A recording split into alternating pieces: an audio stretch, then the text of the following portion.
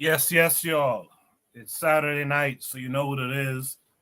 It's Saturday night Shoot the Breeze. I want to thank everyone who is already here. I see daily affirmations by Paulina's out there. If you're hearing my voice, you guys who are out there already, drop a one for me. Let me know that you, in fact, can hear me speaking. I want to thank everyone who's here. It seems like no one's here now, but I want to thank everyone who will be here tonight, especially my panelists, especially the active members in the chat, and especially the ladies. Hopefully, some black women will come through and hang with us tonight on the panel.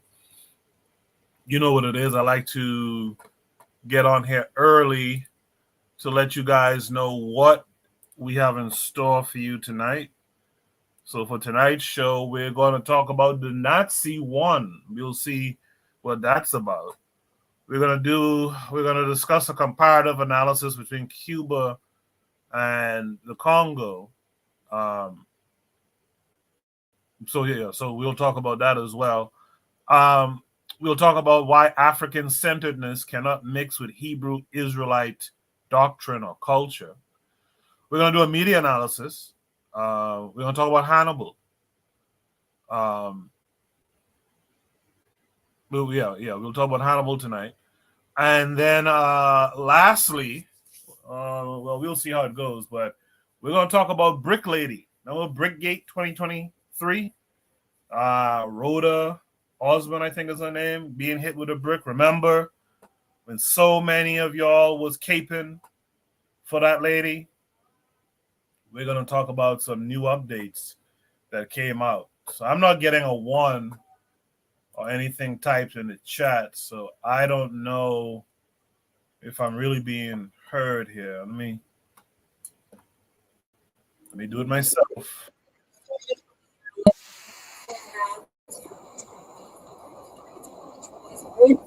Why is this doing that? Let me see if I'm coming through to folks. Boy, I hate when my computer just starts acting slow all of a sudden. It was fine all day. And then when I want to do the show now it wants to act up. So let's see if I'm coming through loud and clear or not. Oh, this computer. It's something to do with StreamYard, I think. I think StreamYard tends to slow down computers or whatever. Let's see. Am I coming through? Yeah, so apparently I'm coming through. Juana just hit one.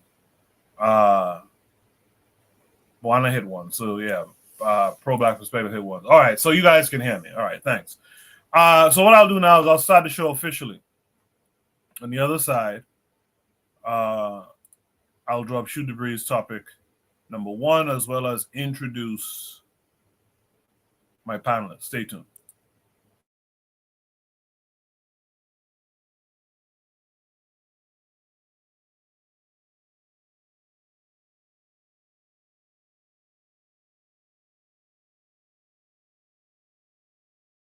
You are listening to the Bitter Medicine Podcast on KWAZ Radio.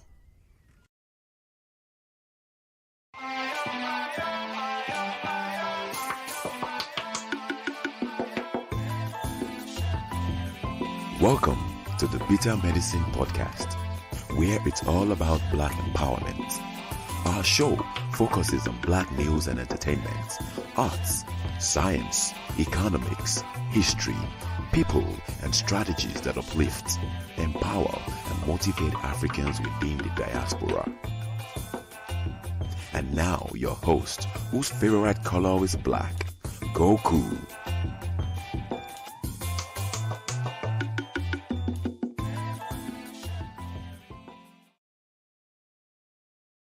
Welcome back to the Bitter Medicine Podcast. I am your host, Koku. Just want to remind you guys before we get the show rolling that this show is part of a podcast network called KWAZ Radio. There are other shows on the network you are invited to tune into. This is D Webb with the Harsh Reality Podcast, asking you to tune in where we tackle the news of the day that affects our community, only on KWAZ Radio. Peace, family. This is Oni, inviting you to listen to the Pro-Black Perspective, where black problems are addressed with black solutions. Greetings, fam. Tune in to The Learning Curve with me, the Revolutionary Matron on KWAZ Radio. You are listening to the Bitter Medicine Podcast on KWAZ Radio. Yes, indeed. Welcome back to another episode of Saturday Shoot the Breeze. Someone's mic has to be muted. Saturday Night Shoot the Breeze. Welcome in to everyone. Hopefully, we'll get more people on the panel and in the chat tonight. Make sure to share the show. Make sure to like the episode on YouTube and share it to your social media. Invite others to tune in and join these discussions as well, like Buana did last week, which is pretty cool. Speaking of Buana, let's welcome in Buana this week. Buana, how are you this week? What's good, Koku? What's good, Kingston? I'm good, brother. You know, everything is good with me on my side. Buana speaking, I can't hear him. Yeah, I'm speaking. You can't hear me? Yeah, he's speaking. You hear him? No, I can't hear him. He's just Caribbean babbling. Hey, Odie, tell Koku you could have me, please. Yeah, No, I hear you. I hear you now. Yeah, I don't know. So how are you this week, Buana? I couldn't hear you. Oh, I'm good on my side, man. How's it going on your side? It's still cool down here. You know, we in the winter season. You know how that go. But I'm good, brother. I'm good. How y'all doing? I'm hanging in there. I'm good. Yeah, I'm good. Thanks for coming through. Oni, how are you this week? I'm cool. I'm just trying to figure out, you know, because I know you said something about the brick lady. I'm trying to figure out if I said anything or if I luckily was in Africa. You might have been in Africa. For some reason, I thought I remembered you being in that conversation. I could have swore it was a bunch of... Yeah, he was there. He was there tap dancing. He was there. Nah, I know where God. So maybe we discussed it twice. I found one instance where we discussed it. Maybe we had discussed it twice. I could have swore a bunch of folks was there, like Azuli and Oni and stuff like that, and was tap dancing too. Nah, because I think by the time I spoke on it, it was already out that, you know, she was frauding people. I don't think I was there. I hope I wasn't, but you know, y'all could pull up the record. No, the frauding, the actual. Anyway, we'll talk about it later. But you guys are good. I'm glad to see you guys here. Jose says he could hear Buana when he was talking. I couldn't, but I hear him now, so I appreciate the feedback. Without further ado, man, let's just get right into it. Let's deal with Shoot the Breeze topic number 1 tonight. Shoot the Breeze topic number 1 says the Nazi won. The Nazi won. So this came with a link. It takes us to YouTube. We'll watch this for about 8 minutes and then we'll discuss it. Then welcome back. Thank you very much for being here again today. Lately, I've been featuring Professor Stephen Cohen. And why? Because I think that what he said during his lectures or debates, not really debates, but lectures, and wherever he showed up in a certain kind of media appearances and television shows, whatever he said over there is like, I don't know, so helpful. Things that then were out in the open, now they're hidden, and it's hard for us to dig them out. And when we make a statement that about, let's say, 7 or 10 years ago was accurate and right there, they're gonna say, who said that? And we try to prove it. You go, let's say, on YouTube, or you go on whatever you found it, and you can't find it anymore. It seems like the algorithms just destroy and bury all this information. I know I was trying to find certain videos to feature them here that I've been watching, I don't know, maybe 10 years ago, 7 years ago, and I can't find them unless you know the exact title with the comma with everything, you're not going to find it. It's like gone. You say, yes, because they promote the new stuff. Yeah, I got that. But still, if I put right now Bill Clinton something, they're going to give me Bill Clinton from 20 years ago, 15 years ago, or something like that. But if I put my man, my people, no, you don't find them. It happened too many times. So I have here a short video about 15 seconds. 15. Pop, pop, seconds with Cohen telling us about Syria, telling us about something that then we all knew about it, or some of us knew, but it was out in the open. Now, if you say it like, hey, the American troops are illegally deployed in Syria, sucking illegally the wealth, the legitimate government of the Syrian people, you're going to be like, look at you like, what are you talking about, Emil? Where did you pull all this information? Well, here is where I pulled it. And this you can use in when you speak with any kind of weasel in your debates or conversations. Hey, this is it. Listen to that. So I have this video. I'm going to play, as I said, is about 15 seconds. Is from this, how do you call this? Let me arrange these things here. From a lecture, he just media time, and he's gonna. I recommend listening to all this if you want to refresh certain positions about Putin, Russia. He's a professor. He was a professor of Russian studies for about 50 years. Lived in the Soviet Union. Lived in Russia. He's a very knowledgeable. Used to be a very knowledgeable individual. I would not risk anything presenting him to anybody. All we were told about the American role is we'd agreed with the Russians that if we were both flying over Syria, and remember, by the way, there's a nuance here, that the Russians are flying over Syria legally. They've been invited by the Syrian government. We are flying over Syria illegally because we have neither a UN mandate nor the invitation of the Syrian government. Now Iraq is invited, for God's sake, Iraq wants Russia flying and bombing because ISIS is deep in Iraq. And we're flying there too. So obviously they have agreed, they said they've agreed to exchange flight plans and coordinate flights. So he's talking about Syria. And a lot of people say, well, we won in Syria. You won in Syria in Syria, you or these guys here who actually use our military for their own interest, we won in Syria as we won because of the D-Day landing. Without the D-Day, we would have all won still. But the problem was what? The Soviets were coming, and probably they would not have stopped at Berlin. Therefore, we had to stop them. These guys, with their interest, not because they cared about the free people. I tell you why they didn't care about. I was looking at a different location. I tell you why they didn't care about the free people, and the Soviets were coming. I tell you, because they gave the Soviets arms, and they didn't care if those guys, while they were fighting in Stalingrad, when the front was broken by the Soviets.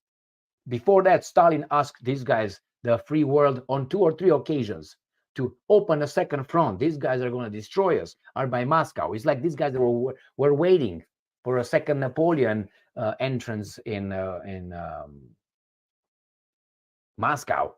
And then when those guys broke the front in Stalingrad, with the help, with the money and tractors from Ford Motors and others, GM and so on, and with the Lend-Lease, they broke the front. They fought like crazies, because the Japanese are not crazy, stupid anyway. And not that I root for them, but there was a tactical idiocracy, but it's a different story. They were supposed to open a second front in the Far East, the Japanese, just to pretend, therefore keep the Far East, Soviet Far East troops over there. But when the Japanese did not, and they oriented in the south, those guys changed and brought all the troops here, almost all the troops here, and the Eastern Front or Western Front. I'm from East from these guys, West from the other side anyway, right? So that's how these guys, among others, broke the front. And when they broke the front, the Soviets, they were moving towards East. When the landing, the famous landing occurred, these guys were already, they already liberated the entire territory of the Soviet Union, and they were coming and coming, and those guys were saying, no, they're going to take over, so we have to block them. The same thing was with Syria. The Americans told us, the Russians, so many times, don't do that, don't do that. We support the democratic forces in Syria. To do what? To topple democratically elected or whatever government in Syria? It was our prerogative to do that? We bring freedom and democracy everywhere, and now we're still there. They are still there, not us. We have to understand that these guys put between us so much, so we can fight. Oh, you're white, you're black, you're this or that, you're tall, you're short, you don't have balls, I have balls, I'm smart, you're stupid, and so on. All of these things, and they're over there laughing because they do their big thing with what? With us. We work for them. We fight for their wars, for their interests. So the same with Syria. They landed over there. The Syrians could not do anything about it. We were invited by the Kurds. So what? You were invited by the Kurds. It's like the African Americans, let's say, invite China because we are discriminated here. Is China won't we? You immediately realize how idiotic this is when you turn the tables just like that.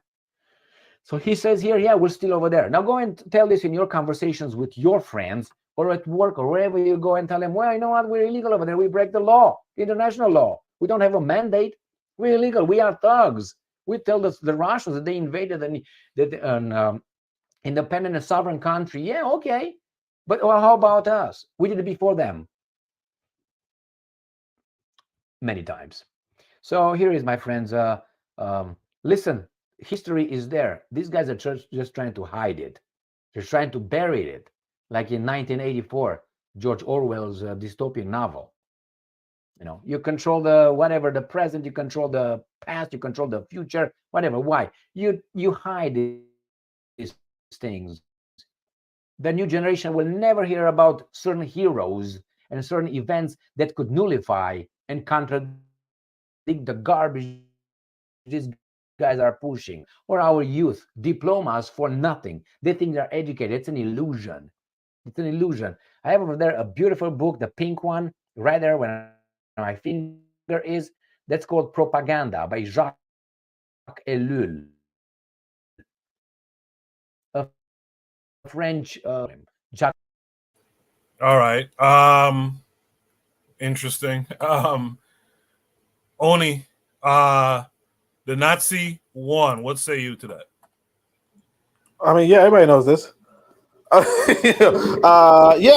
Americans, like everybody knows, the Americans didn't do anything in World War II, but show up at the end. And like he said, the Americans showed up to stop the Soviets. Germany lost to Russia and was losing to Russia, and Russia was going to take over Germany. And it just like right now we have the Ukraine. Like it's kind of like what are we doing in Ukraine?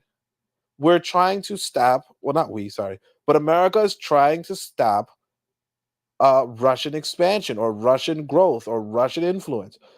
America wants what they call a unipolar world, right? And you can't blame them for that. Everybody wants to be on top. And what they're doing to get unipolar world is they're sabotaging they're sabotaging everybody for their own what they call national interests, right? They're dicks, they're jerks, but they have guns. And the British and the French were weakened by Germany. Germany was a formidable foe. And at first, I think the Americans were like, yeah, let the Germans take out the Russians. But when the Germans lost, yeah, the Americans got involved. And they said, hold on a second, And I mean, look, you got to be real, It's in America's interest to, again, Germany was one of the most advanced nations on the planet. Germany is honestly one of the more impressive nations on the planet. Particularly at that point in time, it was able to, come up from the ravages of World War I and rival America and rival Russia. So you got to think about how much technology was there. We as African people, we kind of sit out of these big conflicts, but we have to, but if we're being serious, yeah, what America did was it gave itself an opportunity to become the big dog in the world, and it's used that expertly in its in the Cold, throughout the Cold War. But if it didn't intervene, yeah, Germany would have lost to Russia, and Russia would be the global superpower today. The Soviets, the communists, would be the global superpower. So America had to go against that because the the capitalism that we quote unquote dislike or like or whatever is really, really beneficial to white Americans.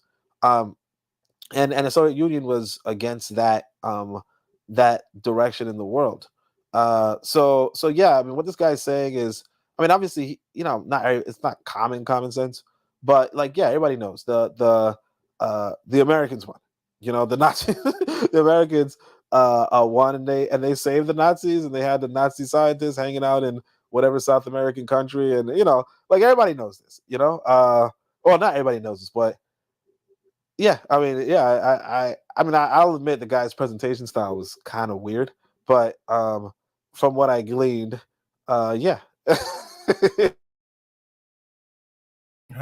I appreciate that, Oni. Thank you for that. Let's welcome in our boy Black Steel this week. We didn't see you last week. We figured you had some company. I had a date last week, but it's all good. I'm here now. How's everybody doing tonight? I appreciate you coming through, Black Steel. What's up, Black Steel? How y'all doing, fellas? I'm good. I'm good. So yeah, I kind of agree with Black Steel. Did you catch? I caught the tail end of it. And I'm kind of understanding the was it the Nazis won the Second World War? Is that what they're saying?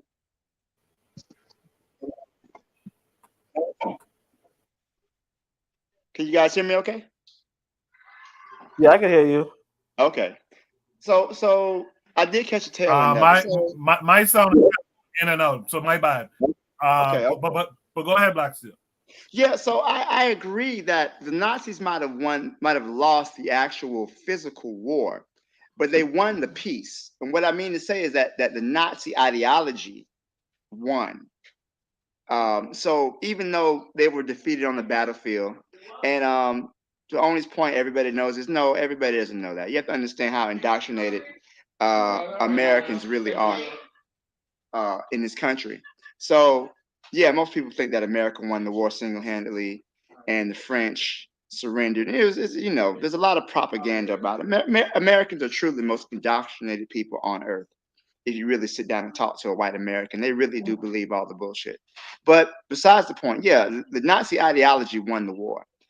We all know about the German scientists who were brought over after the war. So I understand, I recognize that. But also, too, the truth of the matter is that what the Germans did in Europe was what Europeans have been doing to Africa and Asia and to America for centuries. And the real horror of it was that it was being done to Europeans. When the same tactics were being done to the Herero people in Namibia, to the Native Americans, to the Australian Aboriginal people, were being done to Jews and gypsies and communists and homosexuals, then that's a problem. Hitler is nowhere near as bad as Cecil Rhodes. He's nowhere near as bad as any of these Winston Churchill. But when we look at history and we see all this, the worst crime committed in history, is it really? I'm not saying it wasn't a crime, but when you compare it to the other crimes that committed against people of Africa, it's really nothing in comparison. But the ideology of the Nazi is continuing to grow to this day. So again, the Nazis lost the physical war. Yeah, they got defeated on the battlefield, had to surrender, had to have their land occupied. But ultimately, their ideology, that's the one still going around here. I'll leave it there. Thanks, guys. Appreciate that, Black Steel. Let's welcome in our boy Anthony. I'm not sure he got the prompt, but let's welcome in Anthony all the same. Anthony, how are you this week? Hey, what's going on, bro? How you doing, man? Yeah, peace to everybody on the panel. Yeah. Good. What's up, man? What's going on, man? Good to see you. Anthony, I'm guessing you didn't catch the video. Yeah, I caught the last end of it. I'm guessing you didn't catch it. Yeah, I caught some of it. I caught some of it. Do you have You're going in and out, Coco. Share your thoughts. I pretty much I agree with the. I agree with the brothers, man. They lost battle, but they won the war. At least ideological wise, though. Yeah, I could agree with that, man. I agree with that 100%. And on top of that, they got they they got the West to rebuild their country. You know what I'm saying? I mean, they rebuilt Germany after that. They made Germany even more powerful economically than it was then. Germany has a lot of influence around the world now. Economically. But yeah, I agree with that, man. I agree with what everybody else said, man. Yeah, I'll leave it at that.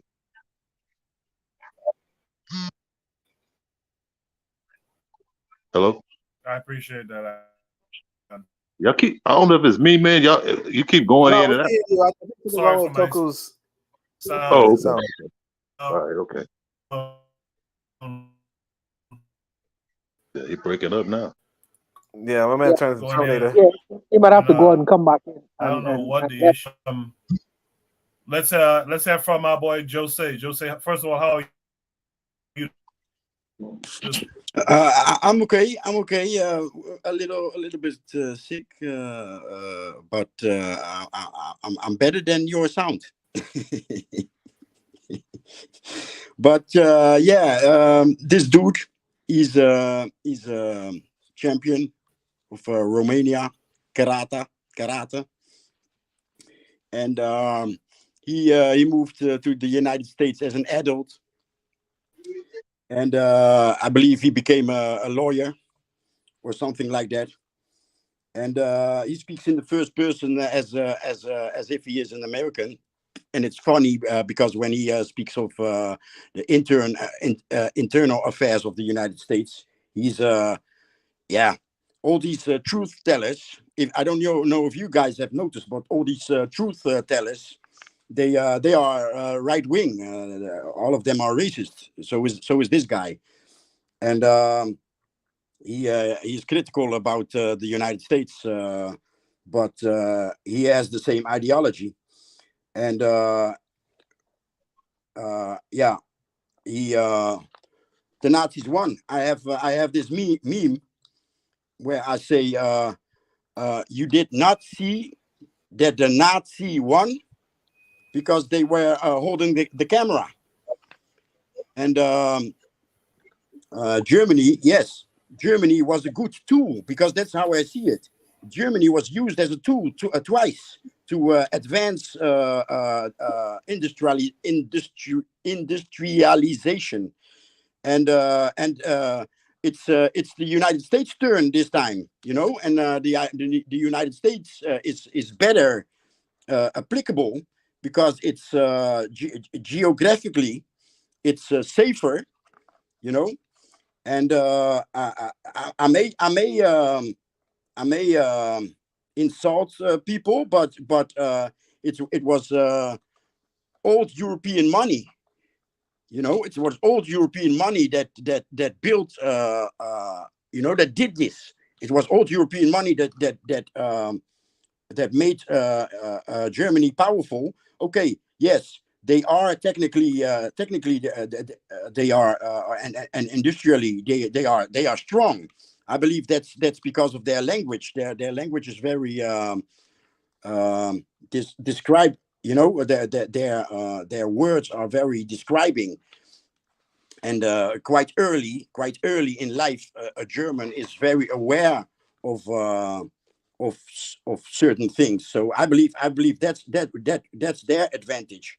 But and for that reason, the United States or the people behind the United States are crippling Germany because what is the effect? Young German engineers are moving to the United States because Germany is falling apart. I don't want to say falling apart, but those German engineers, they are needed in the next mega industrial leap. And maybe this time they maybe it could be that this time they will fail. But the Nazis won. They are using the same people, as I said. Young German engineers are being pulled to the United States by crippling Germany, and and what they always do, they use somebody, like, for example, Hitler. Hitler was a man of the people, national. They were socialist, national socialism, and I believe national socialism is the answer for us, right? But we keep falling in their socialism, and in their communism, and in their democracy. But I believe national socialism should be our way to speak to the world, to move through globally. So our people first, the money that comes in, we share it among us, and nobody else. But they how do they call people like Hitler, and people like Wilders here in the Netherlands, and people like Trump? There's a name for those kind of people. But they use somebody like that, and then they destroy him. For example, Hitler, he was a drug addict. I don't know if you guys know, but he used to inject speed, right? And that's his fall. And the people around him are the people that manage the money that comes in from royal houses in the in Europe, and and people like granddaddy Bush, etc. And you understand what I mean? So afterwards, they can blame it on Hitler, but most probably people around him were more powerful, because they were directly connected to old European money, right? The royal houses, and Rockefellers and Ford, and those type of people. I believe before the First World War, the United States wasn't that powerful. But to counter what to prevent that things walk out of hand in Europe, they made the United States powerful. And so who is this they? It's the same people that made Germany, and then they empower the United States to stop it. As soon as they got what they wanted, they stopped it. Same story for the Second World War. So what I believe, I have this look on affairs, that it was all planned. The Marshall Plan existed before even the First World War. Um, um, I mean, if you have to make those kind of industrial leaps that were made in those world wars, if you have to do it peacefully, people are going to go against it, because they have to give up their land, they have to give up their culture, they have to people will go against it. Stalin, his way, was killing off lots of people. Mao, his way, was killing off lots of his own people.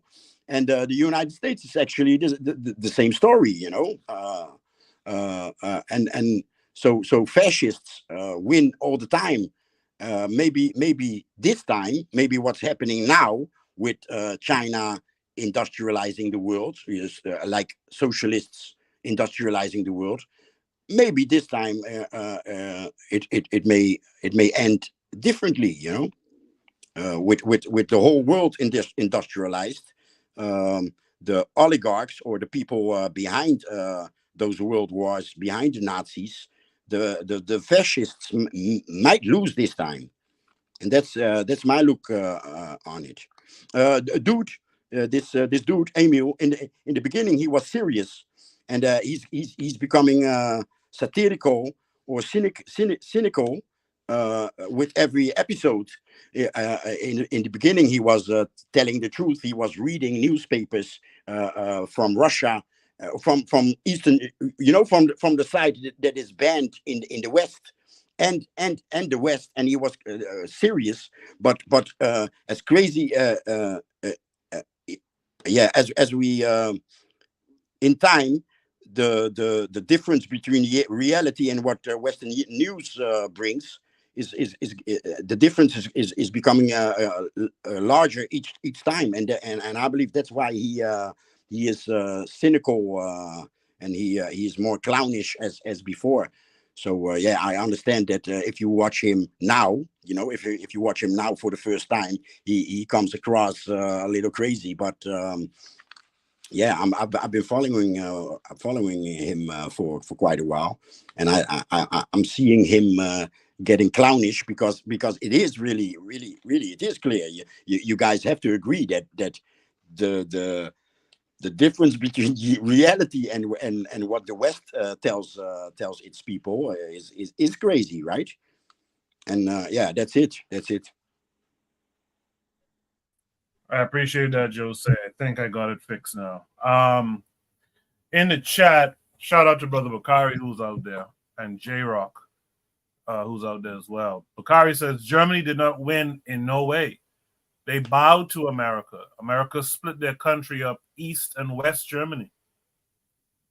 When they got tired of the split, they knocked the wall down. He goes on to say, how did those scientists Germany had, America took them and made them work for America? American military bases are all over Germany. So does anyone want to comment on what Bakari is saying, or any last comments to the topic?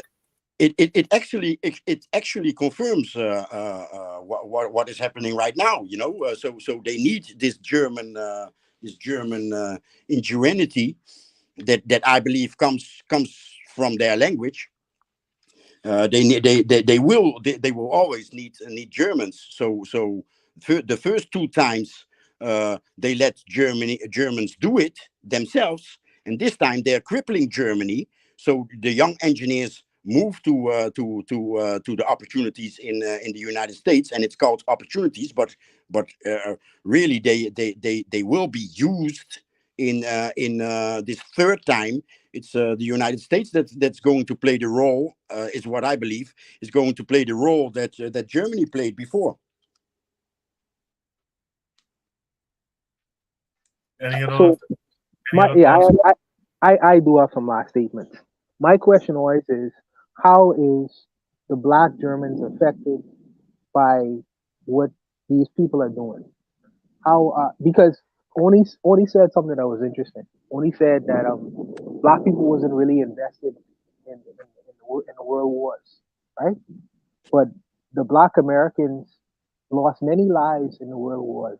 Not only the Black Americans, a lot of West Indians who fought for England lost many lives in those wars. A lot of the Black French, and I really wonder sometimes about the Black Germans, because there were black people in Germany. Which side did they actually take? I really would like to know that fundamental story in this whole game of world wars and politics.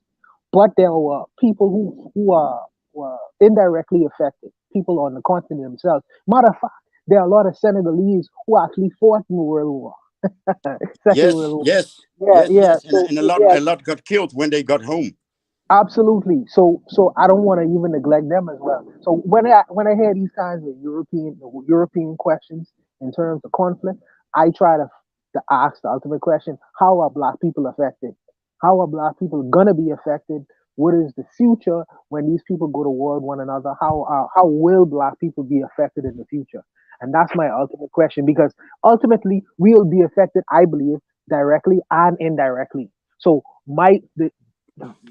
our move is, how should we move in a world when these people are fighting amongst themselves? How should we move? Should we become non-aligned and say we ain't gonna participate, even though we may live in these countries? Or are we gonna say, we're gonna participate because it's gonna affect us directly or indirectly? That's what the question becomes to me personally. But I'll leave it there and let the other brothers go. Well, Germany had colonies, of course, and after the World War, the First World War, they as if they were not fighting over Africa, they bring it as they punish Germany by taking their colonies, right? So Cameroon was German. I don't know exactly which countries, but in Eastern Africa, they also had colonies, right? In the Middle East, also, I have Palestinian friends, and one of them has a great grandfather that was German, right? So I believe the First World War begun with England invading Iraq. Because the Germans had a deal. They built a railway from Iraq to Germany, and the English wanted to stop that, and so the First World War actually began with England invading Iraq, and but yeah, now we all know about Namibia. So yeah, you would expect that there would be way more black people in Germany, but it's not the case. It's not the case. I think Juana did bring up something that is worth a conversation, if not now, at some point. When black folks are in these countries, these nations, and it's not their nation, how should they be viewed in terms of their allegiances? Should, like when the U.S. goes into some country, like in Africa, right? Should we be upset that Africans in America are in their military in Congo and whatnot? Now, I believe we are the same, So when Whitey says, "Oh, China is colonizing Africa," yeah, we don't think for ourselves. We don't think, hey, wait a minute, let's empower the other side so they can weaken these Nazis, so they can weaken the West. But no, we go with the narrative of the West. In here, people are sleeping. Everybody is preparing except black folks. That's what I think.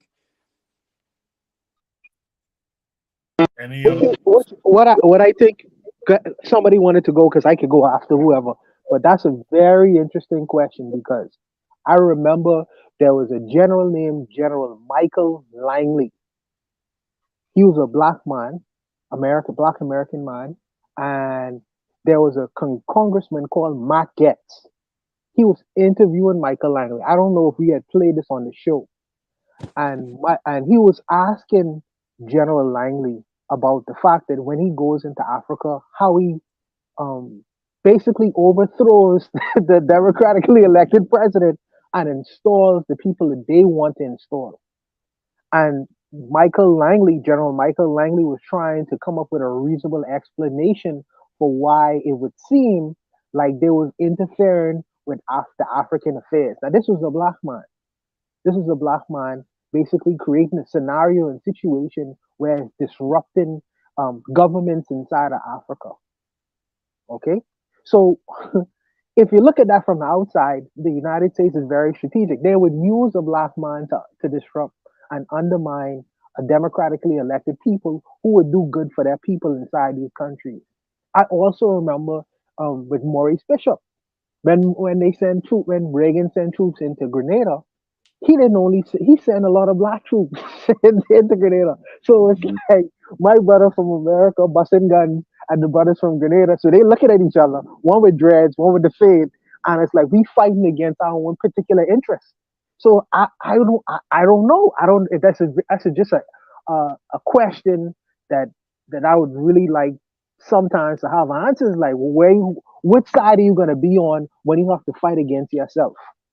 Are you going to carry out their interests, or are you going to just keep it real and say, man, we in a struggle together. I'm busting no shots if you ain't busting. This is the reason why Muhammad Ali say I'm going to jail because what they say, Viet Cong ever called me nigga before. So I don't know I wouldn't know what to do in that scenario. I really wouldn't know, but I'll leave it then.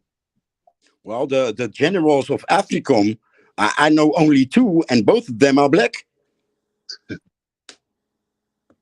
Hey, Koku. Yes, sir. I just want to say just something real briefly. Remember in the movie, the spook that sat by the door? Remember what he said when he was telling the brothers? He said, "Man, about 40% of those soldiers out there are black." Yeah, yeah, Yeah. yeah. That's an interesting question. I like I said, we should tackle it. We don't necessarily have to tackle it now, but we should tackle that sometime in the future. What should we really be doing? You know, Well, that's a good one. The spook that sat by the door, because two of those guys that are Traore and the military leader of Guinea Conakry, both of them were trained by UN and AFRICOM. Sure was. Sure was. interesting. There's no last thoughts here. Let's go to Should It Be topic number 2 for time's sake, especially. Shout out to NYC Sports Archives who's out there. Shout out to Bakari Chat, J Rock. Shout out to all of you who are here. Daily Affirmations by Pauline, etc. Should It Be topic number 2 tonight says,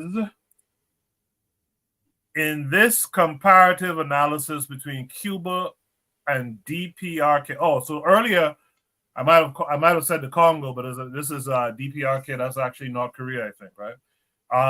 So in this comparative analysis between Cuba and North Korea, it's clear that a large nation or continent is stronger than a smaller nation. Do many in the diaspora not understand that a continent is greater than an island or internal communities? Once again, guys, let's shorten these prompts a little bit, please. This came with 2 attachments. I'll share the first one now. Takes us to Twitter. It's a tweet from Commandante Shinji. He says, for those who don't know, the Cuban government just announced that they will be undergoing massive austerity measures. This includes the removal of food subsidies, increased food/goods prices, increased electricity costs, increased public transportation costs, and much more. So the attachment, the picture here is from an article. It says Cuba announces package of economic measures that will make life on the island more expensive. Prime Minister Manuel Marrero says fuel, some electricity rates, and transportation will increase. He also acknowledged that not enough has been done for the development of the economy. So that's the first attachment. There's a second one here. That's from Fidel Cashflow. He says the DPRK, North Korea, shares a border with China and is very resource rich. Cuba is surrounded by the sea and is 90 miles away from Earth's biggest terror group. And that's a caption to this retweet that says, from Killmonger, that says, I don't care what anyone says. There's no excuse for this at all. North Korea has faced far worse conditions and hasn't, I guess, resorted to this. Let me see what this is. Let's go down this rabbit hole a little bit. Oh, so that was just a response to the earlier tweet. All right. So there you have it. In this comparative analysis between Cuba and North Korea, it's clear that a large nation or continent is stronger than a smaller nation. Do many in the diaspora not understand that a continent is greater than an island or internal communities? I don't think any of us here have this illusion that an island or internal community is greater, but let's have the discussion. Let's start with Black Steel this time. Black Steel, what say you? What? So I guess I don't understand the prompt, because yeah, we know a large nation is stronger than a smaller nation, but let's be honest. Is Cuba's under blockade and has been under blockade since the 1960s. So, I mean, how are we missing this giant point that this nation is surrounded by a hostile, superior military nation, whereas Korea is not? Korea shares a border with its closest ally. Cuba doesn't have any allies. So whether or not it's strong in a small nation, okay, so what? It was a time when England was a smaller nation. It was definitely smaller than India, but yet England dominated the world. So this whole smaller versus larger, I don't think that's a fair comparison. History doesn't bear that out. But we're forgetting the fact that there is an economic blockade of Cuba, illegal blockade, in fact, I should say, that's been in place for since the 1960s that deprives the Cubans of the necessary goods needed to survive. So yeah, I don't necessarily agree with this prompt myself. It doesn't really make sense. I'll leave it there. Thank you. Appreciate that, Black Steel. Let's go to Jose. Jose, what's you?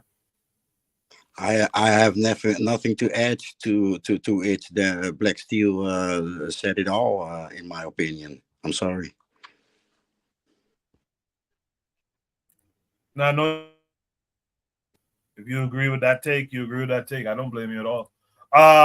Let's go to our boy Anthony McPhail. Anthony, what say you? Yeah, I mean it's hard to argue with that because, like the brother said, Cuba's been under embargo for since the 1960s. And North Korea has China to fall back on. You know what I'm saying? And I think that a lot of times we as Black people, African people, we look at Cuba. We have hold Cuba in a certain light. Like Cuba is this country that always stood by us and in our struggles on the continent and everything, But what part, and they did do that to a degree. But one thing that a lot of us forget is that during the Cold War, Cuba had the Soviet Union behind it. You know what I'm saying? It had a big power behind it. So yeah, they had the blockade, but the Soviet Union was still able to bring stuff to support them and keep them going. And a lot of the things you see like Cuba doing in Africa, like supported liberation struggles in Angola and Mozambique, I think Guinea-Bissau to a degree. A lot of that was done on the auspices of the Soviet Union. You know what I'm saying? I mean, they got weapons. I mean, they got a lot from the Soviet Union. I'm not sure about that because they helped us also after the colonial wars. They helped us also with our students. Yeah, okay. Oh, that part. Okay, I can agree with that part there. But I'm saying, I was basically talking about those liberation struggles. Yes. You know what I'm saying? Because Cuba didn't have the military power, had the arms and all that stuff, to supply to those guerrilla movements, man. That came from Russia. Now they did it with Cuban proxy soldiers. You know what I'm saying? But I think we had to remember that at that time they had the Soviet Union behind them, and they was able to do a lot of things. But right now, there ain't no more Soviet Union, and Cuba standing by itself. I'll leave it at that. Well, if I may, maybe I have something to add to because the issue where that laws changing, right? Maybe that is because China and Russia are approaching Cuba again. Maybe there's a bigger plan behind that, and I'll leave it at that. Yeah, okay. Appreciate that from both of you. Let's have from Oni next. Oni, what say you to all of this? Yeah, it sounds bad, but I agree with Black Steel. Yes, sir. Yes, sir. No, but I mean, just like the brother in the caption said, this is kind of like who wrote this question? It's like self-explanatory. Like they kind of gave the cheat code, They said, you know what, North Korea is right next to his closest ally. Shares a border with his closest ally, and Cuba is sharing a border with its worst enemy. How many assassination attempts did America put on the Cuban president? But yeah, Cuba's gonna have it rough, and I do want to say this is why we should be in Africa, and why even as somebody who might have roots in Jamaica, I prefer to be in Africa than in Jamaica, because Jamaica, great country. It's like 2 million people. You know what I mean? Like New York City has more people than Jamaica. Like there are more New Yorkers, like New York City people, more New Yorkers than there are Jamaicans on the planet. You know, somebody once said that there were more Jamaicans like in New York than there were in Jamaica. But I don't know if that's true. But the thing is that if you want to have a big impact on a lot of African people, be in Africa. You know, I was just talking to this brother. He's in Germany, and he's like, "Hey, I want to connect with the the African diaspora in Germany." And I'm like, dude, like I didn't say fuck them, but like, come on, you know, like stop. We have to get out of this mindset of we're gonna save Africa from Europe, or we're gonna save Africa from America. Now you can do a lot of good in Jamaica. Don't get me wrong. You know, you can get a lot of things inside the Caribbean, but like even when you think about Jamaica's, I think it was like the third biggest Caribbean, like Black Caribbean island, maybe even the second. I think like behind Haiti. Haiti. But then, like all the other islands, they're tiny, like 1,000,000 people, 500,000 people, like 200,000 people. Like come on, go. We have to focus on getting in Africa and getting those powerful alliances so that our people can raise the standard. Because say what you want, if you say all these countries are socialist or whatever, China is raising the living standards of a lot of, if not, most Chinese people, and we can't make that claim so much in Africa per se, but we can make it even less if we don't go and put in our punch our time card. And I'll leave it at that. Appreciate that, Oni. In the chat, Bakari says the difference is America is protecting South Korea, and Russia and China is with North Korea. Cuba is alone. Last but not least, you heard everything everyone else had to say. Buano, what say you to all of it? Yeah, I would say this. I would say first we need to get over this idea of size. I think that what happens is that because a place is big, that makes automatically makes them more powerful than a smaller nation. Now I don't disagree with what he said because it has a lot of validity. But as the brother said before, consider that England is an island. And there was a time in human history where England controlled everything. They had territories everywhere. So the question becomes, how is it that England, which is an island nation, had the ability to conquer almost half of the known world, probably more than that? Such a small country, and in the grand scheme of things, in comparative to other nations. And then you have countries like Spain, which is another island nation, not island nation, but another small nation that was able to conquer large, vast territories of land. How was they able to do these and accomplish these things? They're very small nations in comparison to the rest of the world. Right now, the United States is supposed to be the head man in charge, but only 360 million people. China has 1 billion, which is and has a much larger land space, and then you have India, which also has 1 billion, which is another large land space. So, but the person who's on top of the heap is the smaller country, and make no mistake, the United States is a country because it shares a continent with Canada. So in the grand scheme of things, we need to get over this idea of size because many ask the question, the fact that a nation is stronger, because it's a larger nation and a smaller nation. The facts don't necessarily bear that out. When you're just looking at numbers and when you're looking at what people have actually accomplished, what nations have actually accomplished. So people talk about Jamaica, for example, in comparison to a continent like Africa. But Jamaica, with 3 million people, has cultural impact that punches way above their weight class. Whereas culturally, you will hear somebody talking in the deepest part of Africa talking about Bob Marley, Bob Marley. Many Rastafarian Africans never been to Jamaica, a country where there's 3 million people.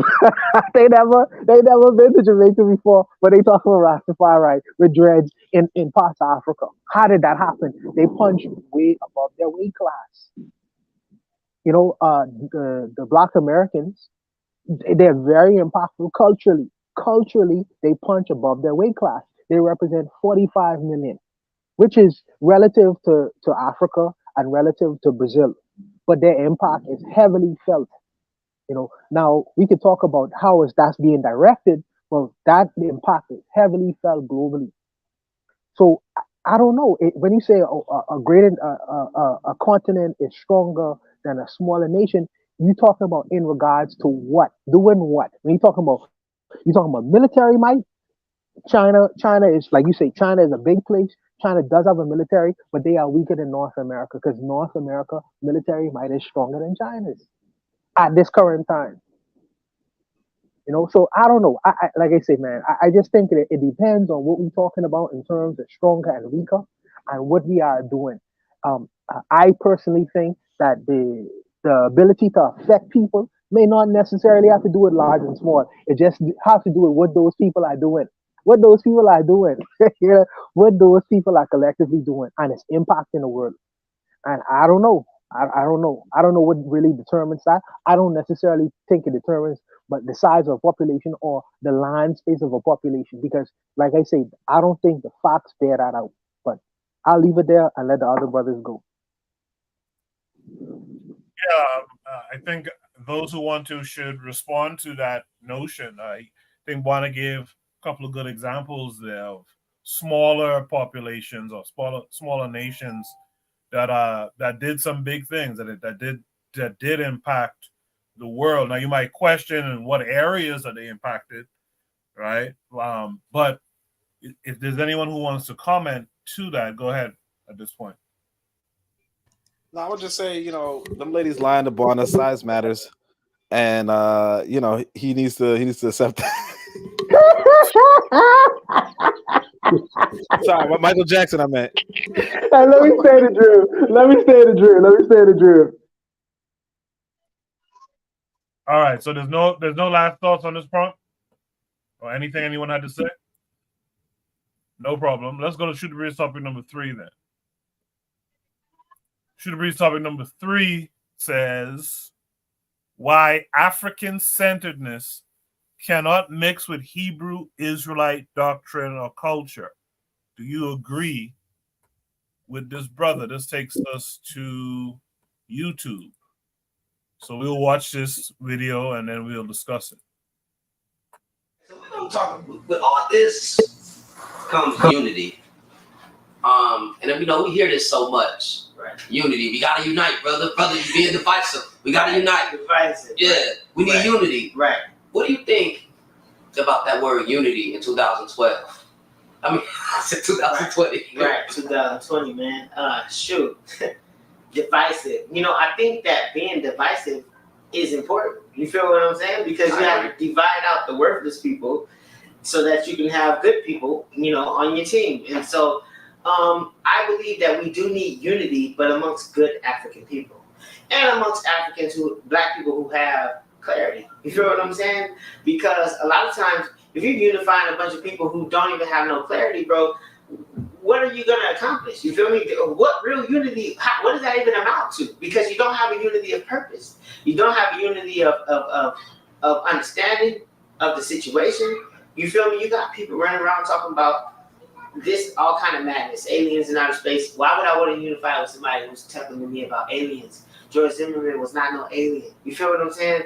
The people who actually are affecting real life, Black life in this country and on this planet are not aliens from outer space. Right. They're flesh and blood people who are actively engaged in Black destruction. You feel me? So I can't unify with people who are that far off into the clouds, man, or even just that don't have the same unity of purpose, unity of understanding, unity of goal. You feel what I'm saying? So no, I don't believe in that type of unity. I think good Black people with some common sense and understanding should unify though. Because we got so many different sects of black people who say, and we all say we all got to unite. Right. And as you said, how are we going to unite with these people when it ain't no purpose? Or you talking about aliens and we here on Earth under destruction. Right. So let's start with Hebrew Israelites. What is your take on the Hebrew Israelites? Do we need to unify with them? Absolutely not. Absolutely not. And it depends on what group. I know there are different groups of Hebrew Israelites, but for the most part, we all know they all believe in that same book. You feel what I'm saying? So can't run from that. You feel me? So first of all, the first problem with the Hebrew Israelite is the fact that he believes he's a Hebrew Israelite. He believes that his people are those people in that book, as gay as they were. You feel what I'm saying? Like the Hebrews of the Bible were a group of destitute Middle Easterners who were struck with famines all the time, which sounds just like these Arabs in the Middle East, and had to keep coming into Africa to get saved and rescued by African resources. You feel what I'm saying? Yeah. That's the very basis of the Hebrew Israelite. Abraham, you feel me? Abraham left his homeland and came down into the promised land, you feel me? Ran into a famine and had to go to the Pharaoh and pimped his wife out to them and left away with more riches than when he walked in. You feel what I'm saying? And that was a real Jew move right there. Yeah. You feel what I'm saying? So, we talk about the real Jews, like, okay, well, if you really a Jew, then how come you ain't got the Jew moves? You feel me? Like, so that to me, that's a characteristic, you feel me, that would tell you whether or not you're a Hebrew Israelite. You feel me? Do you have that same type of characteristic to go into somebody's land, lie to them, manipulate them, tell them your wife is your sister, let her go into that person's house so that they fooled into that. Then he comes out. It's funny because they're telling this story, right, as if they're so righteous and, he wanted to be with my wife and blah, blah, blah. And so God struck him. But the Pharaoh came out and said, if I'd have known she was your wife, I wouldn't have touched her. You lied to me and said it was your sister. So even then, when they're telling this story, because the whole Bible is to pit you against the African, to pit you against the Egyptian. You feel me? So even in telling this story, the Pharaoh's morality slips through because he says, had I known that was your wife, I would have never touched her. Today people, they don't care if she married or not. They're trying to get it. You feel what I'm saying? So that tells you the morality of this Pharaoh. You feel me? That he wouldn't even touch this woman. But anyways, at the end of the day, Abraham lied to him, manipulated him.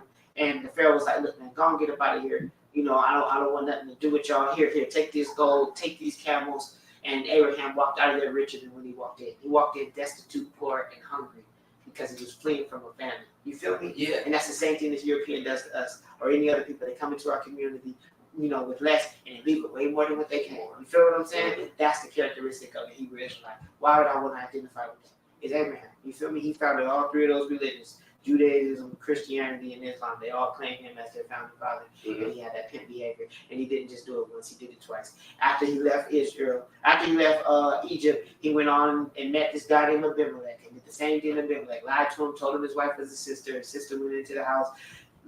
Abimelech gets cursed. And Abimelech says, man, why you telling me this was your sister? If I didn't know it was your wife, get on out of here, and sent him away with far more money. So this is a pimp scheme. Why are we identifying with a group of people who constantly belittle and degrade Africa in this book? Because the Hebrews and the Israelites in the Bible are pitted against the Egyptians. The Egyptians enslaved them and forced them to work.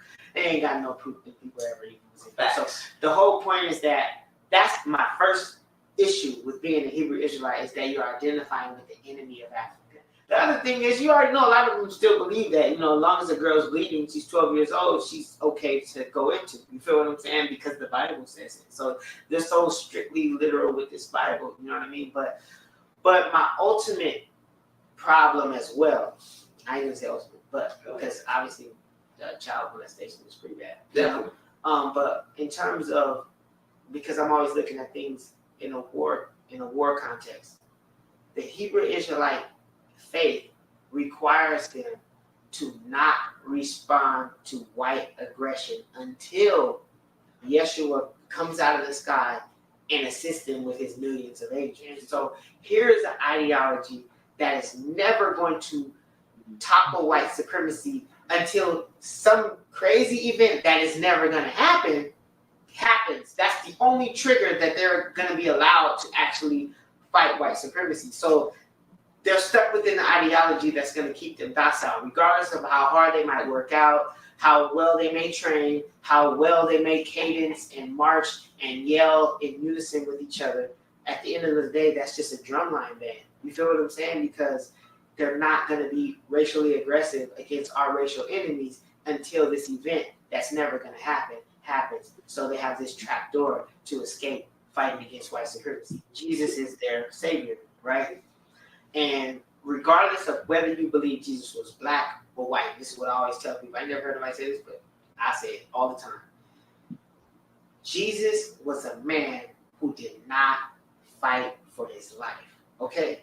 He died he walked to his death peacefully. Okay? So whether you believe he was white, whether you believe he was black, you cannot take that out of the story. This was a man who was not willing to fight for his life. So if every black man decided to follow in the footsteps of Jesus, bro, what position would we be in? We would not be willing to fight for our lives. So these Hebrew Israelites propping up Jesus as our savior and as someone, a role model that we should follow after, that's black manhood being docile. You feel what I'm saying? That's not black manhood at all. You feel me? I know you want to say something that later, but I'm just saying, like, that's a major issue here. Your example of black manhood, because black Hebrew Israelites believe Jesus was a black man, wasn't even willing to fight for his life. You feel what I'm saying? Mm-hmm. And if we all adopted that mentality, we'd be hella screwed. We already screwed, but we'd really be screwed. Right. So that's why. That's my issue with Hebrew Israelites. Okay, thanks for laying that out proper. The next set, we're going to go into the Moors. All right, that was a good discussion there. I'd like to actually finish watching that entire segment, that entire video again. I'm talking with all this. Sorry about that. Yeah, that's good stuff. I think after there is in the chat, don't worry, we will be discussing that brick lady before the night's over, unless we run out of time. KW Don 7 is out there. He says there are 5 heads of anti-African pseudo-religious nationalist organizations: the NOI, the Nations of Gods and Earth, the Moorish Science Temple, the Hebrew Israelites, and the Nawabians. That's a nice list you have there, brother.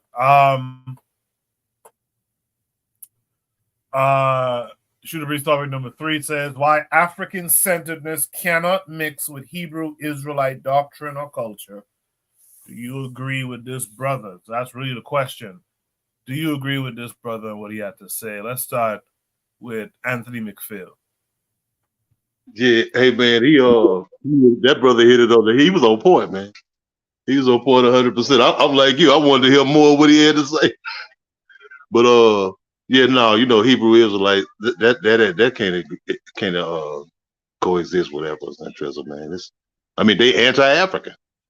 We was just it was about a month ago. I was riding in the car with my aunt, and we got a Circle K up here, not far from me.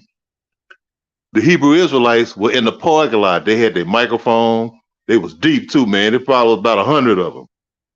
And they was out there spewing their little, all of their little rhetoric and everything. And then they also was going around to the black churches in the community. So they well organized. I give them that. They well organized. But everything they talk about is anti-African. They happen to be talking that day about, they was talking about Mexicans and Native American, indigenous people, and all of these people who they say were related to them. It's about these 12 tribes of Israel and thing. But the one group that they didn't put in was African people. You know what I'm saying? They saying now these indigenous people of North America, these so-called the Indians, American Indians, we call them, and the Hispanics, the Hispanic people, Dominicans, and everybody else was their kinfolks. But the only people that were their kinfolks was Africans. I think they called them Hamites. So no, man, you can't. Those two things can't mix, man. They can't mix, man. It's just, it's like the brother.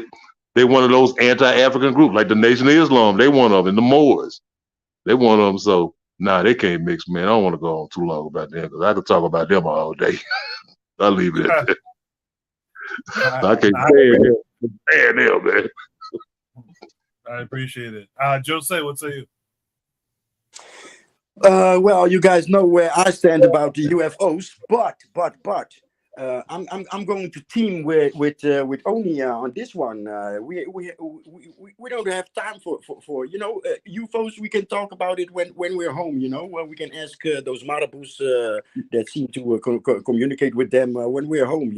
But right now we have to rise to the occasion. The West is kind of confused and weak and desperate. Chinese, I believe, also. Let them have it with each other. And in the meantime, we rise to the occasion. Ain't nobody got time for this. Ain't nobody got time for a Hebrew Israelite. And maybe later we'll chat, around the campfire about UFOs. But no, not now, man. Not now. That's it. Right. Appreciate that, Jose. Black Steel, what say you? Well, the man is absolutely correct, and I'm really glad that he brought this up. Because sometimes when we see these cults, these cults, they do on some sort of performative blackness. There was a while ago. Some Hebrew Israelites were marching down the street, and everywhere, oh, that's what we need, more strong black leadership. They don't understand the ideology of these cults and these groups, and the Hebrew Israelites are very anti-black. They believe that our enslavement by Europeans was a curse, and it was deserved because we sinned against God, against Yahweh. So because of our sin, that's why we're being punished by God. And that if we don't sin anymore, then all of a sudden we'll be able to be free. That's the nonsense that's behind it. That I see is that really these religious beliefs are just ways to kind of justify their self-hatred of African people. So that's really what it boils down to. Not to say that there aren't good things that they've done, but I think they're thinking, especially Hebrew Israelites, they really see Africa as something bad. We can't really unite with anybody who's in a cult because religious indoctrination, it makes you immune to facts. You can point at many facts you want to, but that religious indoctrination is going to kick in, and it's just going to go in one ear out the other. So he's absolutely right. It can't mix. It's a cult. We don't need any type of cults. We need clear reasoning and thought. That's what we need. We need to stop leaning on these bastardized religions that have been forced upon our ancestors and, discard those. I'll leave it there. Thank you. I appreciate that, Black Steel. In the chat, Arthur says it can't mix because religious people always want to put their perspective first. We need morally upright people. That can be one of the beauties of religion, but the dogma and doctrine, I'll pass. We have American Soul out here. I'm going to give you some attention.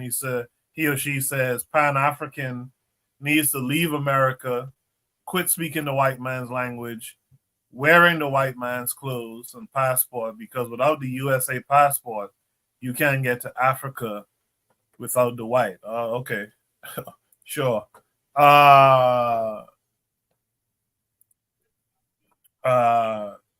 Sure. Lastly, after this says there are positive contributions from Christians, Rastas, NOI, Nations of Gods and Earth, and the rest of them. But the negatives are heavy. Shout out to Sister Raw, who's out there in the chat as well.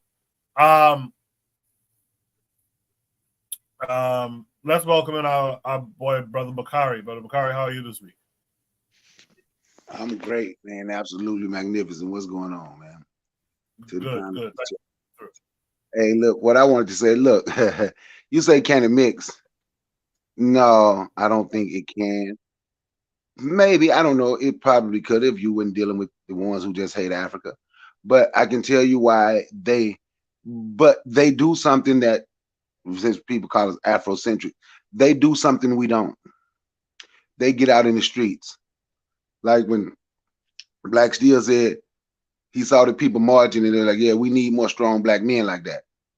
So So if we ain't out there showing them that we strong black men, we won't mix, one, and number two, we won't have as many people as because we are not doing as a whole, as a group, we are not doing what our people want to see us do. We can do the same thing. Now I don't want now. I imagine he talking about the people with the purple and the yellow, the IUIC. When they was in Chicago, it was about 800 of them out there, and people talking about strong black men. But what they had in their hand was a Bible. Now when it came to, I want to do it, but I don't want to have no damn Bible in my hand. I want to go out there with guns, suited and booted. But you know what happened? When we did have a group that did that, it was a whole lot of people that would say they was Afrocentric. Now, I'm going to tell you what the Afrocentrics, the Moors, the Hebrew Israelites, and all them came together as one. They were all, 98% of them was all against the NFAC. So can you unite? Yeah, they can come together and unite if you ain't talking about fighting back. Because all of them was against the NFAC when you saw 5,000 black men marching, 5,000 black people, because it was probably about almost as many women as men. And I was out there, I've been out there with them, you know. So yes, in certain things they can unite if you talking about not fighting back. Because it's the same mindset in a way. Because I just saw how they turned against, how they all turned on them. So that's all I wanted to say about it. Appreciate that, Brother Bakari. Make sure you guys are tuned in to Brother Bakari's channel. I saw you put up a video last night of a new business, I believe. I didn't get to check it out yet, but make sure you guys are subscribed to his channel. Who's left? I guess let's hear from Buana. Buana, what say you? Yeah, I think that as an African-centered person or a person who attempts to be, I wouldn't throw away my African Hebrew Israelite brothers. And I understand that their ideology is insane and crazy, but I don't have black people to throw away. I don't have enough black people to throw away. Our people are sick. I was telling Brother Bakari this a long time ago. Our people are mentally deranged because we're in a situation that causes us to be mentally deranged away from ourselves. And for the few people who have been able to grasp knowledge itself, you know what I mean, to center themselves in an African reality, is our job and duty to not align with people, but to have some understanding about our brothers who and sisters who are still sick. And in this idea of we trying to escape to this place and escape to that place and the other place. You know? And I don't have people to throw away. If I throw away the Hebrew Israelites, right, because of their doctrine, then I have to remain consistent.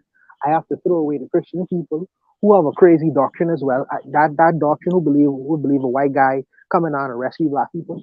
To me, that's crazy too. So I must throw them away. And then I gotta throw the Muslims away. I gotta throw the Rastafarians away. I gotta throw all these people away because I have to remain consistent with that idea. And for me to separate from all these people, it gonna only cost me to be a weaker person.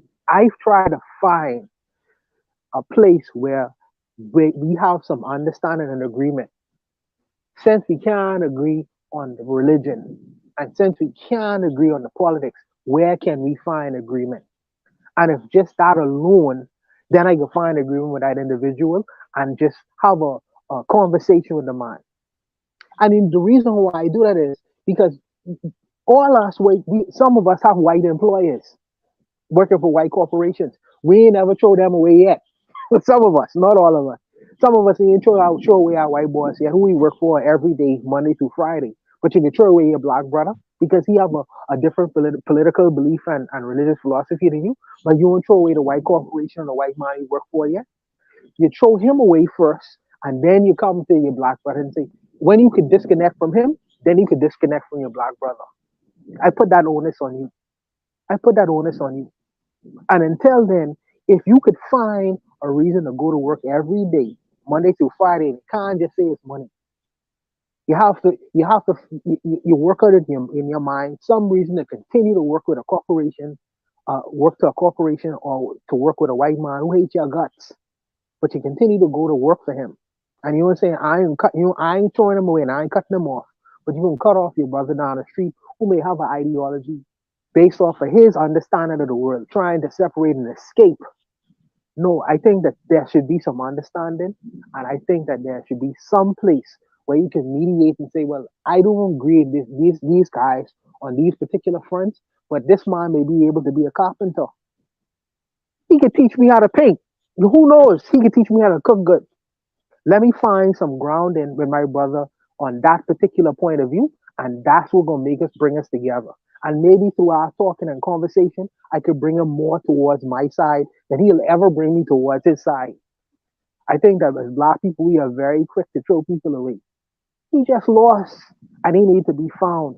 And you believe that you find yourself in terms of knowledge yourself, so you can't throw him away because if you could find yourself, maybe you could find him too. So don't be so quick to dismiss a brother who may have a philosophy and a doctrine that you don't particularly believe and agree, or a woman too, by the way, or a female too. I know sometimes we go hard at the women, but I'll leave it there, man, because I'm rambling. I'll leave it. So I want to say something to that, Juana, really quickly. I don't necessarily believe in dismissing another black person, right? Just because they have a different ideology than me or a different thought process than me. But God damn it, we gotta be principled about some of the stuff we hold dear, right? We can't allow individuals who believe that our blackness is a curse to have any type of standing in our movements.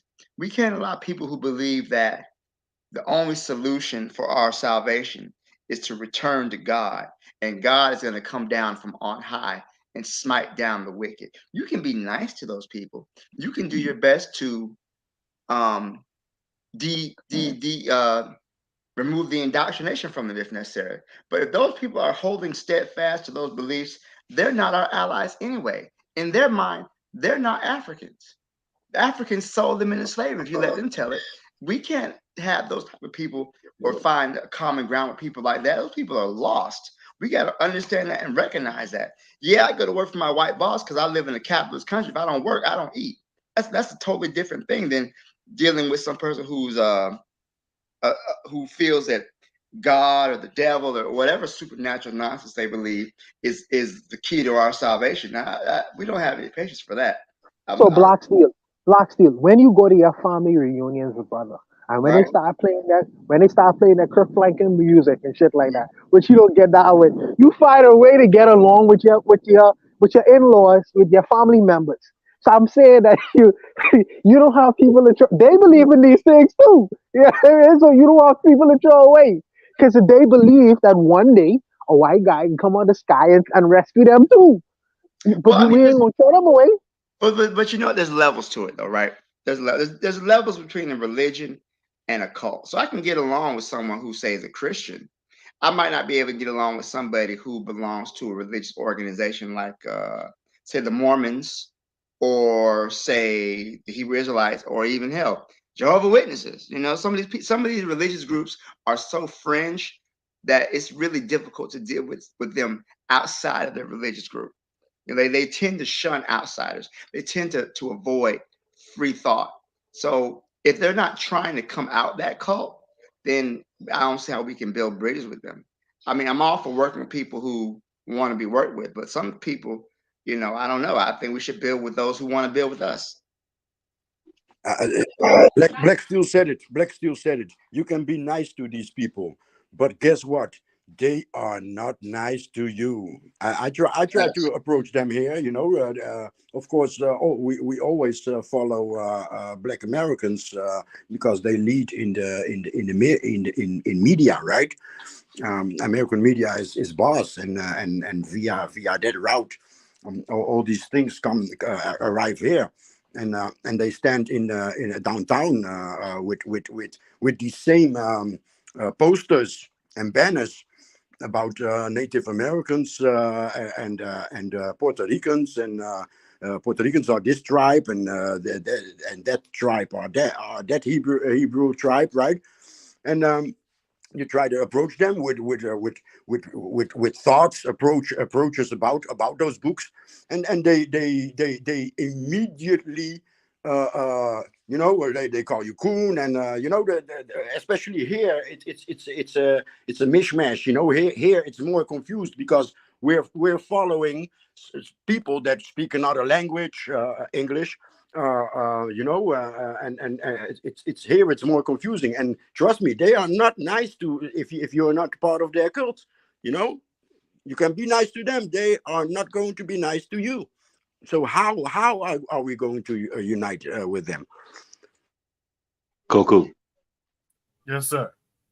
I just wanted to interject real briefly in answer to Buana.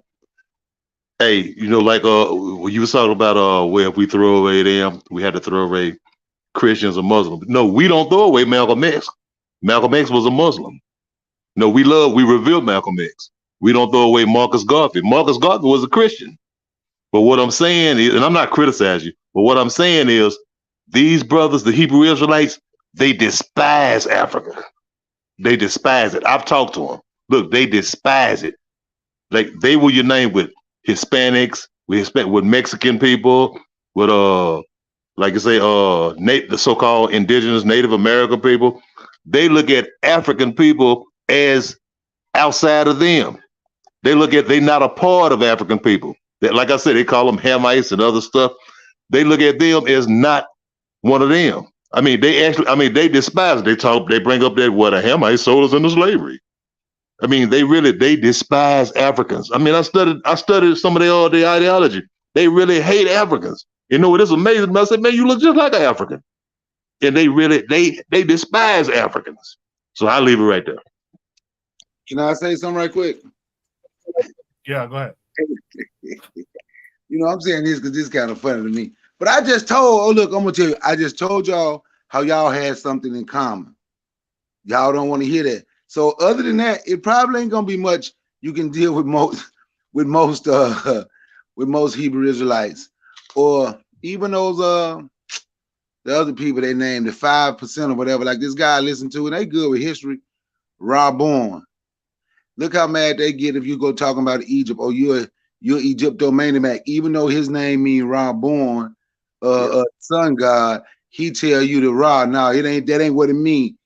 We nations of God of earth, something that African American, something Black Americans created over here for ourselves, our own country. That means ruler Allah. So that's what the religion will do to you. They will take away from Egypt and make it be Arab, right? But no, I don't throw away Christians. I don't throw away Muslims. I'm gonna be honest with you. I ain't throwing away nobody who really want to fight with me. Shit, I'm gonna be honest with you. I'm gonna say it again. I have more Christian friends with guns and bullets than non-religious people. So, like I said, for the most part, I've told what Black people, what a lot of Afrocentric and Hebrew Israelites can connect on is most of them don't want to fight. Most of them ain't ready to fight. And that's just a fact. And I ain't saying that to be insulting. And I ain't saying that to try to be disrespectful. But most of them ain't ready to fight and is not preparing to fight. The Hebrew Israelite is waiting on Yahweh. By the way, Yahweh being Yahweh Shah, they waiting on the black Jesus with the white wool of hair to come down out the sky when it cracked with 2 million angels with them and come down and go gang banging against white folks. Now, I don't know who the Afrocentric, most of them waiting on, because I'm Afrocentric, right? But I don't know who more Afrocentric waiting on, because they never say who they waiting on. But when we mention fighting and what we need to do and being prepared to defend ourselves or taking our community back, like taking your stuff back, then the conversation kind of goes similar to the Hebrew Israelite, with the exception of we don't have the black person with the white wool of hair who gonna crack the sky and come down with 2 million black angels on flying horses and gangbang. I don't know who they waiting on, but when it comes to that, they are kind of similar when it comes to talking about fight. So that is something they can't relate. Uncle B.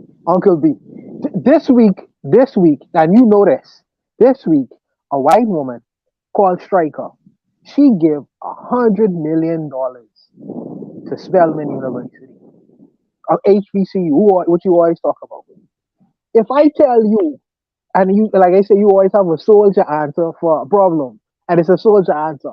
But if my fight is, I want to be able to at least give $1 million to a black institution or university to continue. Like this white woman who just do it for Spelman College. Am I not in the fight just like you? You on the front line with the bullet, but I in the front line with my wallet. I making the same sacrifices. You know what I mean? It's like it's like you know, like I say, as a soldier, you always think your answer is a bullet. My answer, for me, my answer is I won't be able to at least not even match. I to get to a percentage of what that white woman did for a black institution this week. A percentage of that. She give $100 million to HBCU, which you always talk about. For me, my fight is to at least give 1% of that. That's what my fight is. I know what my fight is. So I don't know. I'll leave it, man. I'll leave it. My solution is to be prepared and ready. And that's what I'm talking about. Be prepared, just in case. It ain't about my answer is always a bullet. My answer is always fighting. Sometimes, but you gonna have to be in a position where you gonna eventually we gonna have to understand where you've been put in a position where eventually you gonna have to fight. And sometimes we fight economically. How many people avoid them Arabs and East Indians? I'm tired of even asking that question because everybody still go to them. The fight ain't always with a bullet. I know people like to go to the spiritual thing, and I've been talking spiritual warfare, but after the spirit, but your spirit, you can go through that, but your spirit still guiding you to them Arabs, them East Indians, and them Orientals in your neighborhood. Your spirit will tell you, we can listen to somebody, we can talk about African spirituality, then we will say, well, you know, supporting black business and having black business in the community, that won't help the black community, or it won't, what they say, fix the racial wealth gap. I'm just speaking. So what I'm saying is there's a lot of different ways to fight the racial wealth gap. That's one of the things I'm not fighting. White folks ain't gonna give you no money to catch up with them. The fight is for us to fix ourselves, to help better ourselves, what we can do for our community. The fight ain't always with a gun and a bullet. But when I said about how folks don't want to fight, shit, the Hebrew Israelites, they gonna march with a gun, they gonna march with Bibles. Then when black people march with guns, 5,000 out there on the front line, all you got to do is listen to social media. Most of those people were talking. It was Moors, it was Hebrew Israelites, it was Afrocentrics. Those were most of they ain't nothing but agents. Like, y'all don't even know them, didn't try to reach out to them. So when I say we're in this position, and when I say you're on the same level, they march with Bibles, everybody clapped for that. But they had a problem with the brothers and the sisters marching with guns and bullets, suited and booted, vest up, and trying to protect the neighborhood. So when I say that is something that y'all kind of like a lot of Afrocentrics and a lot of Hebrew Israelites, it's kind of like on the same page. We ain't going for the Arabs now. We'll talk about it. Well, we really ain't gonna talk about them. We just talk about white folks and white supremacy. We ain't gonna talk about how other people taking your money in your community. The fight is on a lot of levels, but we ain't truly, I'm talking about people who say they're Afrocentric as a group, ain't truly fighting. We're talking. We ain't even in the streets. The most of us, like the Hebrew Israelites, where we can get a following and come together. I'm just saying. So when it comes to fighting, kind of like have the same mindset. Hebrew Israelites and Afrocentrics. That's just my take. I could be wrong, but that's my opinion from what I see. Well, I'm with that. Well said, Brother Bakari. But I'm not fighting here. I don't know if I'm. No, I can say what I seek back in Senegal. But the first couple of years, I tried to integrate with these rebels. Like what I've tried here in the Netherlands is try to integrate with those street cats, because that's where the arms are. That's where the guns are. In here, you don't have these laws that you can carry. So yeah, you have to be with the criminals if you want to have guns, you know. And yeah, the goal over there, the goal is the same, you know. And yeah, it's true, you know. These guys are you know, that's what I liked about them. But you approach them and they are hostile as fuck. All right. With all that said, let's hear from the brother Oni. Oni, what say you to all of it? Oh yeah. So I mean, again, you know, like I said, so before I went to Africa, I might have agreed or disagreed with, you know, whatever was said before. But like I said, you know, when you go to Africa, you're surrounded by black people. You know, we are only discussing this fringe group because, you know, numbers are limited. You know what I mean? When you know you're in a corner, when you're surrounded, you know, by your enemy, you're far outnumbered. Um, you know, you're in a mindset of desperation. You know, it kind of reminds me of, you know, my I guess my first marriage in a sense, right? But it's like there are two different mindsets, right? You know, and the dudes, you know, matter of fact, when I was going through my divorce, you know, I started looking into these white boys and their seduction strategies, and they were talking about there's two different mindsets. They were like, there's the abundance mindset and the scarcity mindset. And so the question of the Hebrew Israelite conversation comes from the scarcity mindset. We don't have we don't have enough people on our side. So should we look at these people to go on our side? And they're like, fuck it. Like they're like that guy earlier, you know, fuck Africa.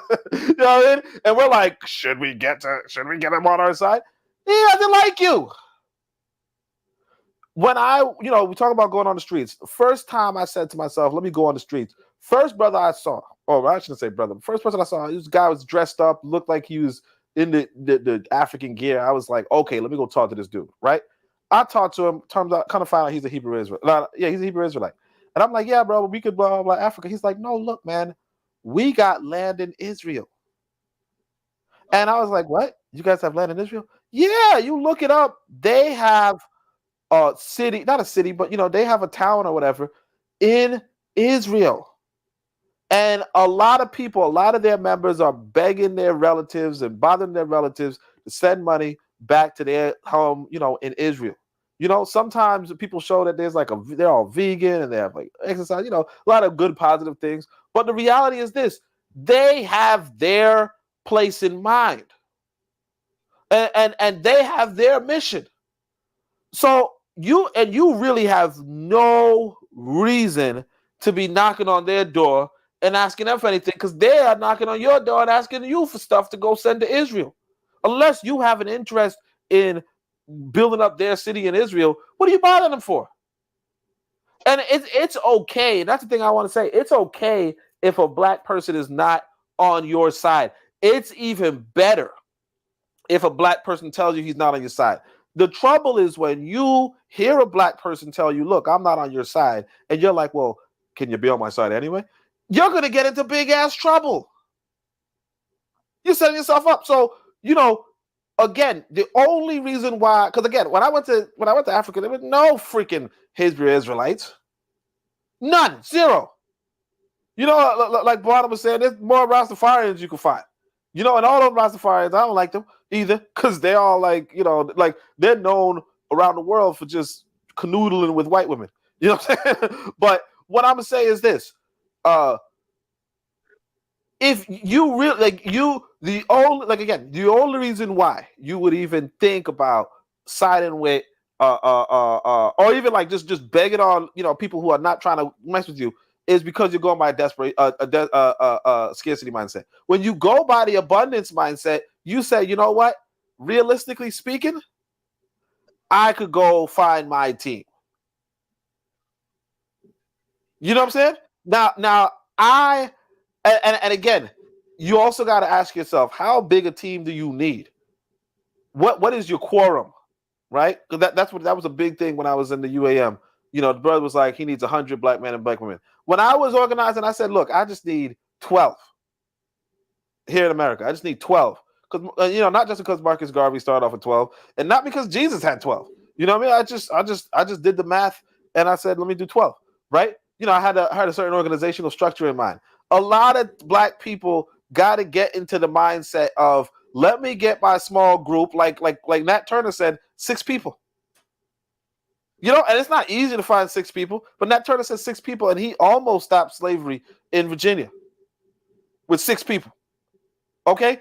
You don't need some big ass team. There's no damn reason. If you're really serious about getting shit done, there's no reason for you to be knocking on the door of people who are trained to be against you. And then I'm guessing if you don't have the organization in place to put them inside of critical positions. Like the dude was just saying, some of these people think that if a girl is bleeding, she's, she could be needed. Some of these people are talking about they will be 40 years old, 50 years old, and they'll be looking at your daughter who's 12 damn. Like, look at that boy Polite. Look what happened with him. You got to be out. Like, you cannot. First off, you can't be with these cultists. You can't be with these scammers. You can't be with these grifters. You cannot be that desperate that you're going to put these people inside of your big circle. If you can't, you're supposed to say to yourself, how can I find me a good ass group? And it don't got to be a large group.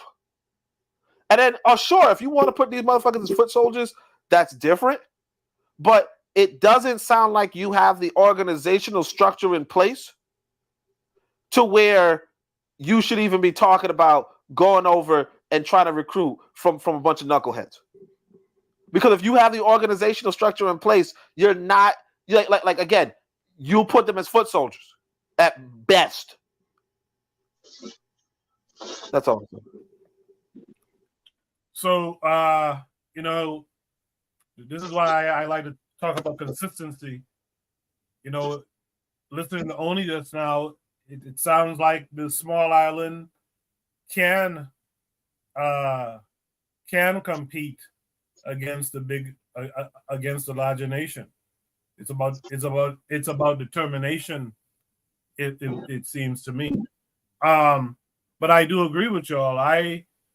A real determined, focused, small group, I think, can really move things. Versus a large group that's kind of, with a bunch of wishy-washy folks involved. So, I do agree with that sentiment. But does anyone want to comment? Any last comments for this prompt?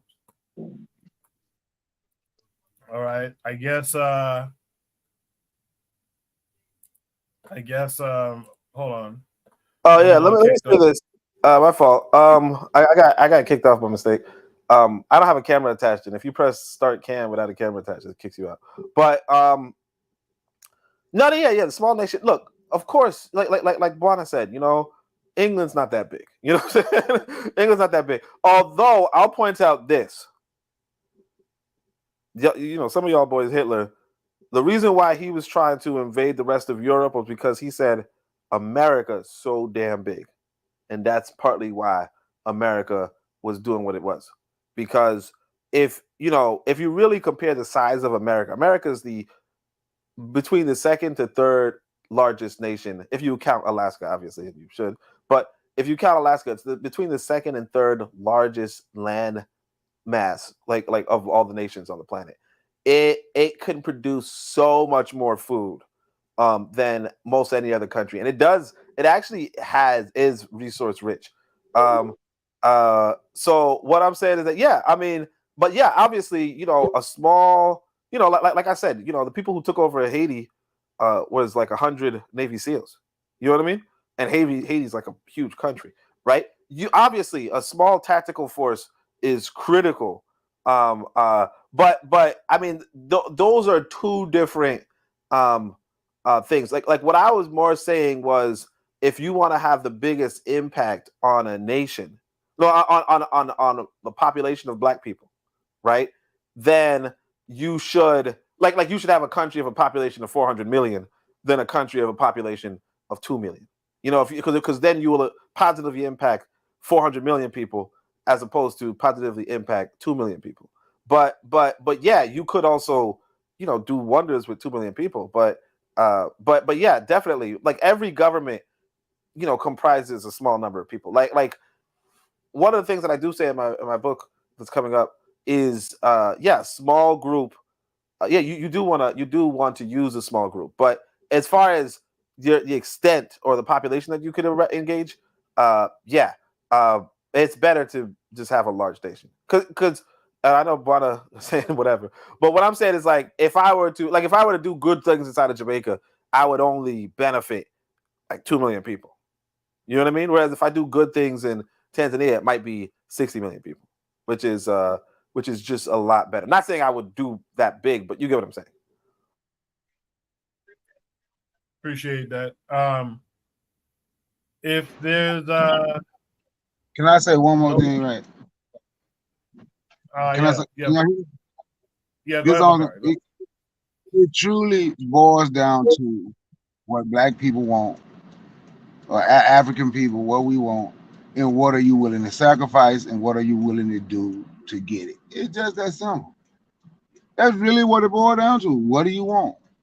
What are you willing to sacrifice to get it? And if you're not willing to sacrifice it, there's no need to talk about it. Or we can say what it is we need, and what are we willing to sacrifice to get the things that we need. That's really what it boils down to. Hebrew Israelites, yep, they gonna have more people than we have because they on the streets talking and screaming and cussing, and they have black men and they sound tough. So yes, all those religious groups gonna be, and they're gonna have way more people follow them than is gonna follow us, because we're not out there trying to do the same thing. But if we wanted to get some good people, and in order to get good people, we're gonna have to get in these streets and talk. We're gonna have to talk to our youth. We're gonna have to deal with our youth. And that's who I talk to mostly. With nobody in these damn streets anyway. I talk to everybody, but mostly the youth. And I hate to say it like this, but I'm being honest. And more black women seem like they are. And I know that bothered Bawana because he don't like nobody, because ain't nobody ever told him his life matters. I'm gonna tell you again, Bawana, your life matters. But when it comes to it, it's more black women that's ready, that's really ready to do something than black men. I'm speaking from my experience. You can call it anecdotal, but it's my experience. It's more black women that's ready than black men. So until black men stop bowing their head to white folk, to the rest of the world, when I say white, I'm talking about everybody ain't black. It just our position ain't gonna change. Uncle Bakari, what are beautiful black women ready to do? To do what? To do what exactly? Finish that statement. Finish that. I know way more black women that's out here training with weaponry and say they ready to fight than black men. You know, I'm gonna show you something. You mentioned those two black women I was talking to the other day. Me said when I put them on my video, one of the sad things, they had heard one of my videos. I let them, and they said that, you know what? They thanked me. I'm gonna tell you what they said. We thank you when you say you saw that motorcycle game, because I got somebody in the congregation that amen it, and you step to them. They thank me when I step to that white boy for making that black woman cry. You know why they thank me? Because they say they have seen too many black men lower their head and walk by and allow anybody come in their neighborhood and do anything to them. And we will see. We're gonna have to get in the streets if we want to make a change. Now, I know some people want to make a change on social media, and that's good. Yeah, I get on social media and I talk, but the change is gonna be in the streets. That's where the war gonna be for that. The boycott war, whatever war, that's where it's gonna be for that. Because obviously we don't understand the power of propaganda with social media. Because if we wanted to fight the war with social media, the propaganda that I push, talking positive about black folks, calling the black woman God, talking positive about things that black people's in charge of, like an HB, we wouldn't always turn on social media and fight it. We don't understand the power of that propaganda. So I have given up on that for the most part, right? This is like the only panel I've come on from other than mine whenever I do a show. But I have given up on that for the most part.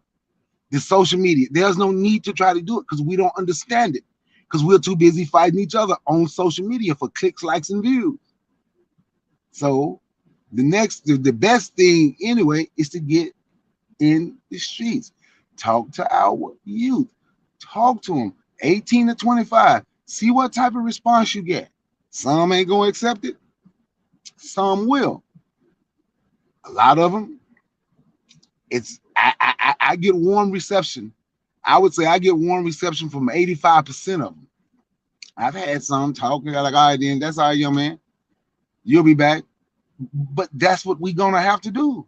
But you asked me what women was ready for. That's what the women are ready for, but that's what they're ready for. And guess what? I ain't never I'm talking about the ones I know. I never heard one say when they talk about what they're ready to do for black men. I'm talking about the ones I know. I never heard none of them say, well, people need to know my life matter too. We have to stop being in competition with our women. And our women have to stop being in competition with the men. But if we oh my God, you think? But if we you think I ain't competition with the women, man? I ain't in competition with the women, man. Don't do that to me. No, not you. I said we. I'm talking about, and I said we, and I'm not part of that group, but I'm talking about black men in general. That's why I mentioned all social media. I'm talking about black men in general. Why do you think black men get so upset when I say the black woman is God? If you don't think that's a competitive, they have some competition toward a black woman, that's why they get upset when I say the black woman is God, and they go out of their way to find negative video about a black woman and say, how can the black woman be God if they're doing this? Okay. But Uncle Bakari. So I wasn't just talking about you when I say no, I know. No, I know. But let me speak for the other side, though. Let me speak for the other side.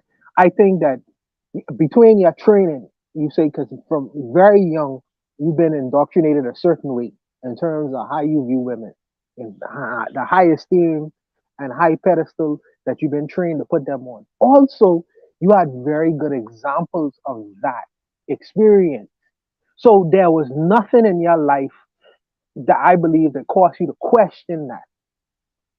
Some of the younger brothers may say that it's been their experience, the exact opposite of your experience. So when you say that, it's it's almost like, what the hell are you talking about?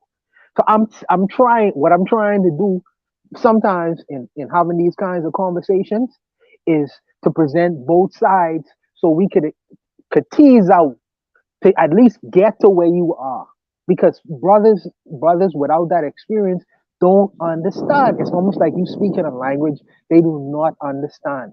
And I'm saying, sometimes we talk about this, you have to meet people where they are, and it doesn't resonate with me because not all, many women in my life, I had the experience of both worlds. I had the experience of women who I don't believe could even fathom that level of understanding of godliness or divinity. And I had women in my life who I could put on a pedestal like that. But if what you had is all one particular thing, then all I'm trying to appeal to brothers like yourself and MG too, because he's listening too, is that there are brothers out there who may not have that experience. How do you communicate that message to them? How do you communicate? Because it's almost like you speak in Spanish to them brothers. Okay, you speak in Spanish. You asked me, right? So right now, social media is the big thing. So I'm gonna say again, I don't think we understand propaganda. We don't truly understand propaganda. We understand it when they say something negative about black people. We understand it when they big themselves up, but we don't understand it when we're supposed to be bigging up black people and talk. So since social media is the big thing, and that's what people at nowadays, so your propaganda talking about the greatness, talking about the greatness of black folks. This where it should be disseminated at, instead of arguing with the person who's saying something positive. Like, I'm gonna give you an example. Just answer this question real quick. If I ask you, not you, but y'all done heard me on the panel with these people, and I asked these people, I said, If I say a HBCU, matter of fact, black still here. If I say HBCU, what the first thing come to their mind? Black people in church, they're gonna talk coon.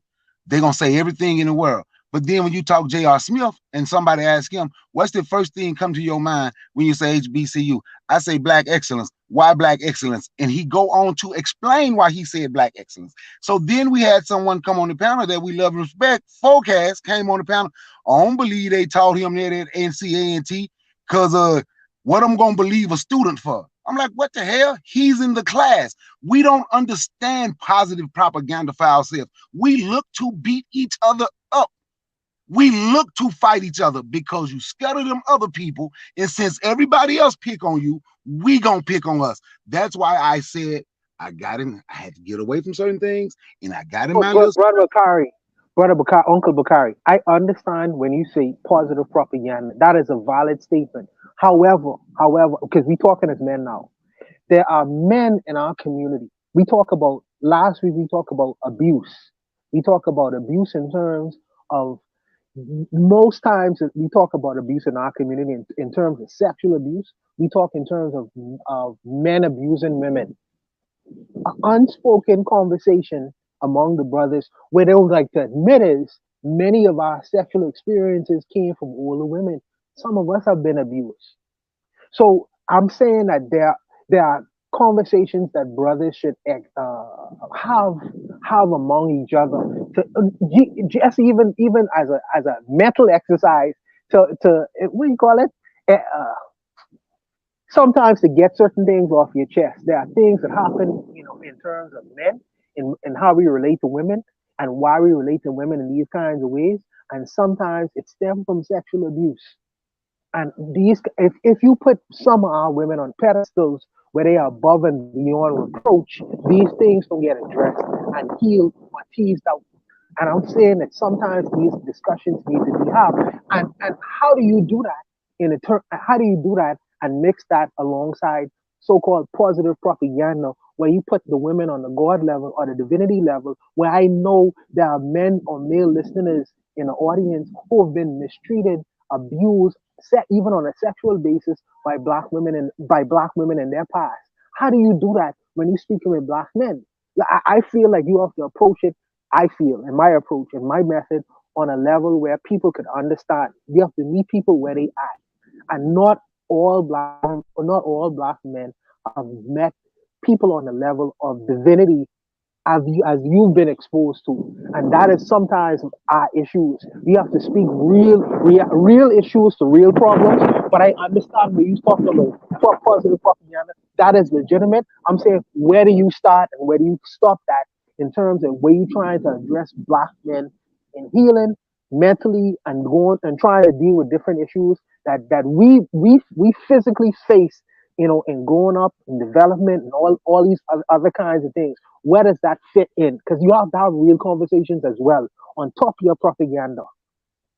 Oh, well, for me, it don't stop. The positive propaganda ain't gonna stop for me. There's no need for me to do anything else other than the positive stuff because 98% of black people on social media talk about all the negative stuff. So it has to be one person. It have to be one person that's gonna stick to something positive. The black woman is God. The only reason y'all didn't get mad because I've already told y'all how y'all act 100 times when I said the black man is God. Oh, y'all Haitian friend ain't in the chat. He ain't down there telling y'all ain't shit. Y'all ain't nothing but niggas and all that. But that's what we accept. I don't even want to go down that conversation no more, but it's nothing but love. But what I'm saying is, look how that was accepted. Look how y'all figured out a way to say, I understand what you're saying when you say we ain't nothing but N-words and we ain't nothing. But y'all got mad with me when I said black people was better than that. Y'all didn't defend the positive, y'all defend the negative. So I'm not gonna sit on here and crap on black people, period. I'm not gonna attempt to shame them. We are already shamed. That's why we do the stuff we do. That's why we say we're Native Americans. That's why you'll say you're N-word. That's why that guy can come and say we ain't nothing and we accept it because we have already been shamed. So for me, I'm gonna go completely the other route. I'm not gonna do it. Mine gonna be positive. And for a brother who don't want to accept that there's some good black women or accept the fact that I say something great about black women, I can tell him like I tell everybody else, I have a small channel. my channel can get smaller. You can damn leave because I'm gonna do me. I'm not here for anyone else. I'm here for me and what I'm doing and the people that I'm talking to. And the people that don't want to hear it, they can literally bounce, because that's what I did from other people's channels. When they talk about stuff that I don't want to hear, I just bounced. I didn't tell them y'all need to talk about this. I left. That's why I tell you I don't watch nobody. But Brother Bakari, as a senior man, you've been through all phases of life. Well, a lot of phases of life, and you understand the different issues that young men face, that middle-aged men face, that different men in different situations face. Right now, I understand that from your perspective is complete positive propaganda, which is absolutely fine. I ain't saying I'm making no. There's no bones about it at all. You know, it's nothing wrong with that. But I'm saying that but what if a man comes to you and poses issues outside of that positive experience that you personally experienced? What do you tell him? And he's legitimately hurting. He's legitimately hurting. What do you tell him? Should you tell him to suck it up? The black woman should be pedestalized and you shouldn't question her? I mean, what do you tell that kind of individual? I'm asking. What you say? He hurt because of black. He's upset. He hurt him because a black woman may have abused him, may have mistreated him, may have done something that involved in some kind of skullduggery. How do you try to resolve that issue in terms of addressing that young black man? Because it can't based off of your seniorship, you know what I mean, in dealing with black people and dealing with the black community in terms of that word. How would you address that situation? That's a question I have for you as a senior man. I don't know. The situation would have to come to me. I tell him, I'm sorry you had to go through that. Who was it? What? I don't know. I don't know what I would say. He was sexually abused. Maybe he was. His wife. He may have walked into a room and saw his wife having sex with another man. Or he I don't know. His wife may have mistreated him in a way that was just unfathomable. How do you address him in that particular regards? How do you address a man like that? Because I understand, but you're a senior person. You have a lived experience. How do you address a man in that scenario, a younger man in that scenario? How do you address that? If you ain't talking real talk to him. You tell him to grow up. Tell him to grow up. You wouldn't be able to address them really till he done kind of got a little bit past and willing to hear it. And look, man, she was good. There's some good, great black women out there. I'm sorry you made a mistake and got the wrong one. So I can say, look what happened to me. I was dating this chick. Now I wanted it to be over, and I'm trying to be nice, figuring out a way to be cordial, and so we can break up. And she a parole officer, and she left me for her parolee. I'm happy as hell. Shit happens. I'm sorry that it happened to you, but I would just give him one of my real life experiences. That's what happened. And it's funny, but give him one of my real life experiences. Yeah, but I feel like we don't get a human moment of civility. It's like we gotta suck it up. We gotta accept all this bullshit. Let me tell you, you're making excuses for dudes. But Ronald, that's what I mean when I say black men compare themselves to black women. I'm not gonna treat a man like I treat a woman. I'm not. I don't even know why a man would want another man to treat him the way they would treat a woman. You gotta watch out for Barter. He gonna buy us dinner.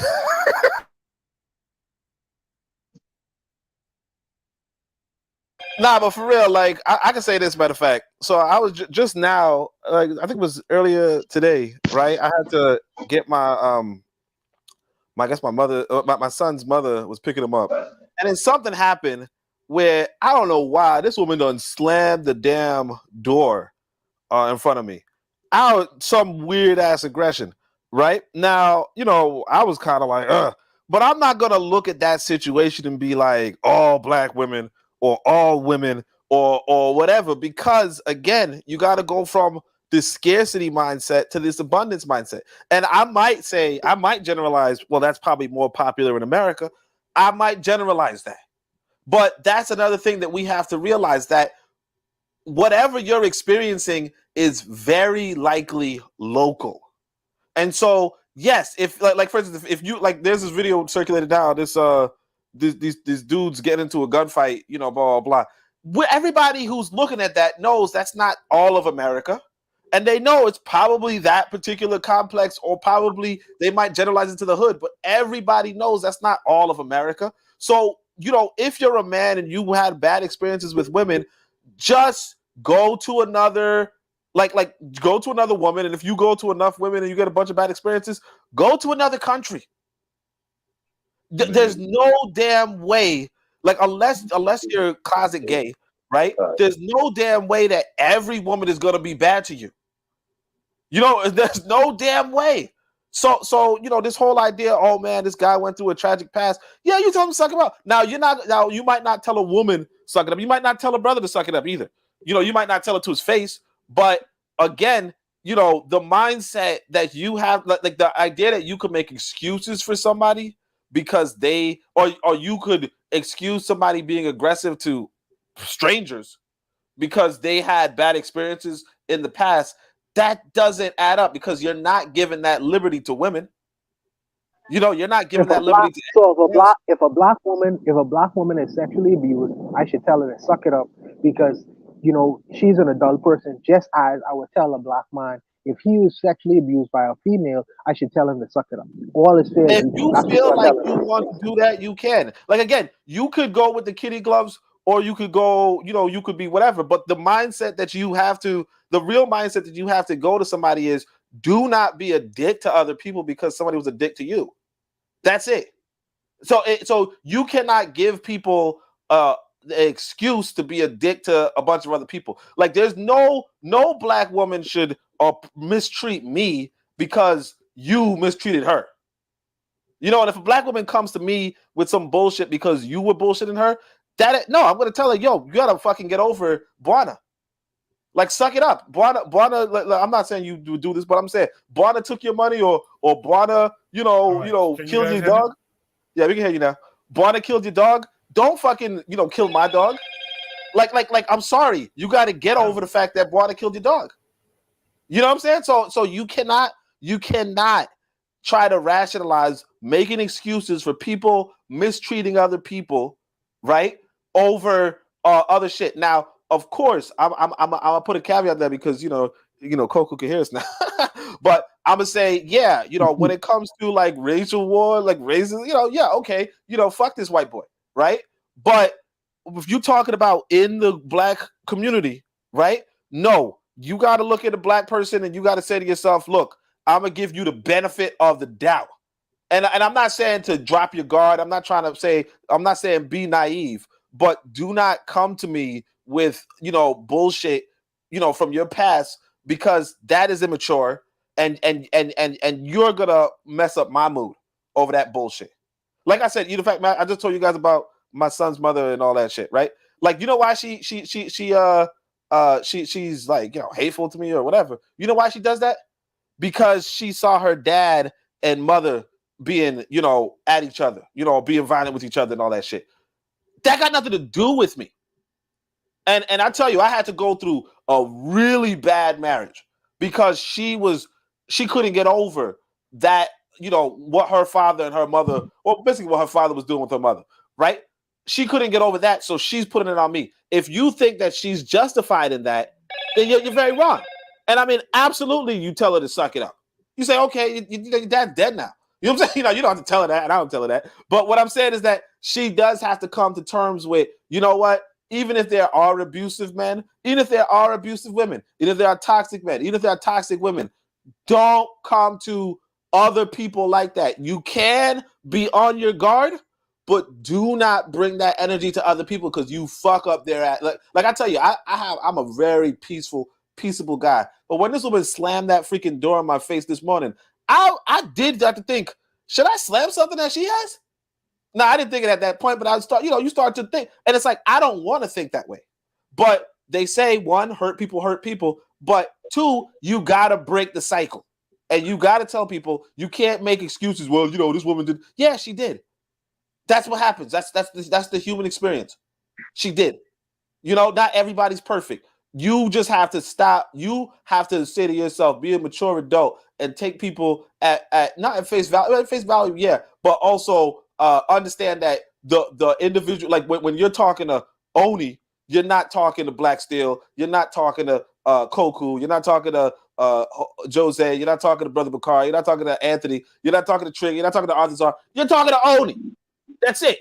So don't tell me what I mean. And you guys are all great brothers. I ain't gonna hold you, but what I'm saying is that you gotta be able to separate two different people in front of you. Now, again, I'm not telling you to drop your guard. I'm not telling you to be naive. I'm just saying you have to understand that there are two different people in front of you. There's not a black woman. There's not a black woman or black womanhood in front of you. It's just one black woman.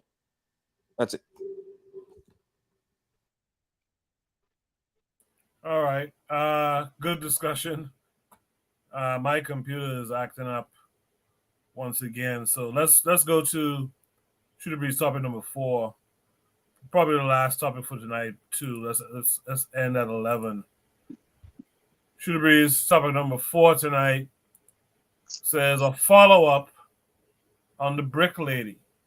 This of course came with a link that taken us to YouTube. Let me share the screen with you guys.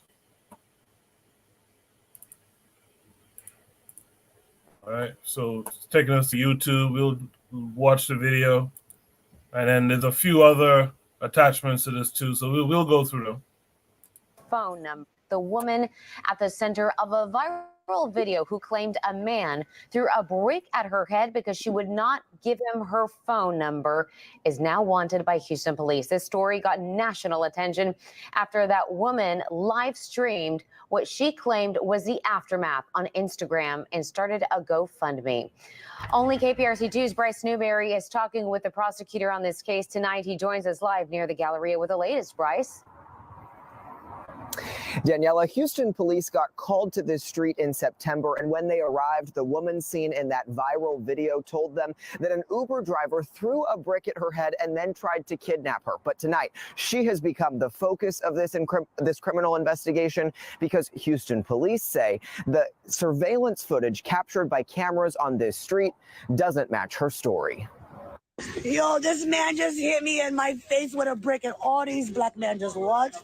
This video with more than 1 million likes on the Shade Room's Instagram page captured the moments after what appeared to be a brutal attack in West Houston. Y'all gonna let a man hit me in my face? The woman is 33-year-old Rhoda Osman. What have I ever done to anybody in my life to deserve this? Seen here in tears in a hospital gown. She told the detective that responded that she was hit in the head with a brick after she refused to give her phone number to a guy on the street. And was that verified by any of the evidence that detectives looked at?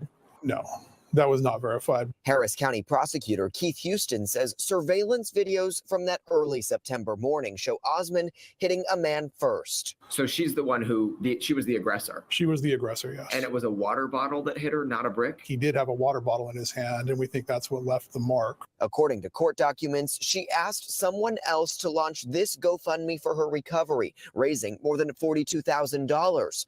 But as the story went viral, a blogger on TikTok called police, alerting them to this 2020 GoFundMe, which claimed a vicious assault by a security guard in Minneapolis. Detective Thornton verified with Minneapolis police that there was no assault done at that time. It was completely fictional. Prosecutors alleged theft by deception and believe she would have received all that money had the campaign not been shut down. The violence that I have suffered since September 30th is just unbelievable. I can't even believe I'm here.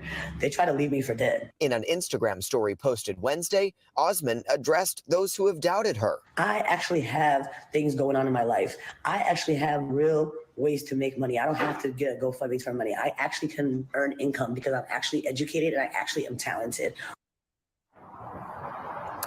And tonight, a spokesperson for GoFundMe telling KPRC2 GoFundMe has zero tolerance for the misuse of our platform. The fundraiser has been removed from the platform. All donors have been refunded, and Rhoda Osman has been banned from using the platform for any future fundraisers. Osman did not respond when I reached out to her on Instagram this evening. Tonight, she is wanted here in Harris County on that theft charge. Anyone with information on her whereabouts can report that to Houston Police. We're live near the Galleria. I'm Bryce Newberry, KPRC 2 News. All right, Bryce, thank you. Let's shift. So when that story initially came out, it was a lot of fellas were caping for that lady just off top. And one example of this kind of caping was this guy here, Conscious Lee, who after hearing that story that we just watched, this is what he had to say. That's because that little heifer was scared. She was scamming. Woman known as Brick Lady charged in Houston after being accused of making the whole thing up, raising $42,000. So nobody read the article though, huh? Consciously, when are you gonna apologize? Because that little heifer was scamming. I told you she was scamming. She was lying. When you gonna apologize? The apology better be as loud as the support for her too. And before we even get into what the article proves and disproves, let's state the obvious. A lot of y'all don't have as much hope and legitimacy into the system or the legal process until it's about disproving support of a Black woman. Then all of a sudden, y'all become legal advocates because just a couple of days ago, y'all was all about Martin Luther Majors being a victim of the system because his victim lied about the details in which how it happened. The article proves that she was assaulted, but that she did not give the correct details about how it happened. According to charging documents, Osman and Douglas were in an argument and Douglas reportedly swung his right hand while holding what appeared to be a plastic bottle and struck Osman in the face. Now, why is the headline written in the way to presume she made the whole thing up when the article itself states that she was assaulted, but that she allegedly lied about how she was assaulted? So for the people in the back, the reason why she's being charged with fraud is because law enforcement has said, no, you were assaulted, but you lied about how you said you was assaulted. Therefore, all the money you raised is fraud, which literally leaves me scratching my goddamn head. Now, the GoFundMe that is being called into question was about helping her recover and paying for medical bills because she was assaulted. Now, the article itself states that she was assaulted. So what a fraud come in? So y'all gonna piss on my hand and tell me it's raining, huh? The article also states they were able to find video of the defendant and another person who they believe was the accused assaulter.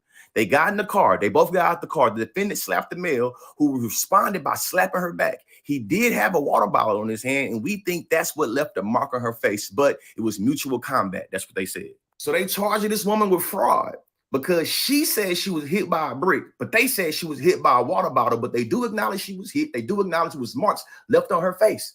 So she can't get a GoFundMe to take care of what. And then this really the part that had me scratching my ass. TikTokers provide police information on Osman false claims past alleged scams. During the investigation, detectives said they received call from Daphne Sutton, a mental health advocate and blogger on TikTok, who believed Osman was conducting a scam because similar situation happened in Minneapolis in 2020. Daphne Sutton, the queen of accountability that literally made about 30, you know what I'm saying, it's exaggeration. I say probably like 10 to 15 different Twitter videos about her calling Houston law enforcement and saying, hey, Ro, yeah, she's scamming. Queen of accountability. So according to law enforcement, it was a plastic water bottle that left this mark on her face. Not no saline, not no injections, not that she made it up. Like it was a water bottle apparently. Second thing, they claim in the article it was mutual combat. That's what the law enforcement said, but one individual had an object, the other one did not, and the individual that had an object was a man, but it's mutual combat. Interesting.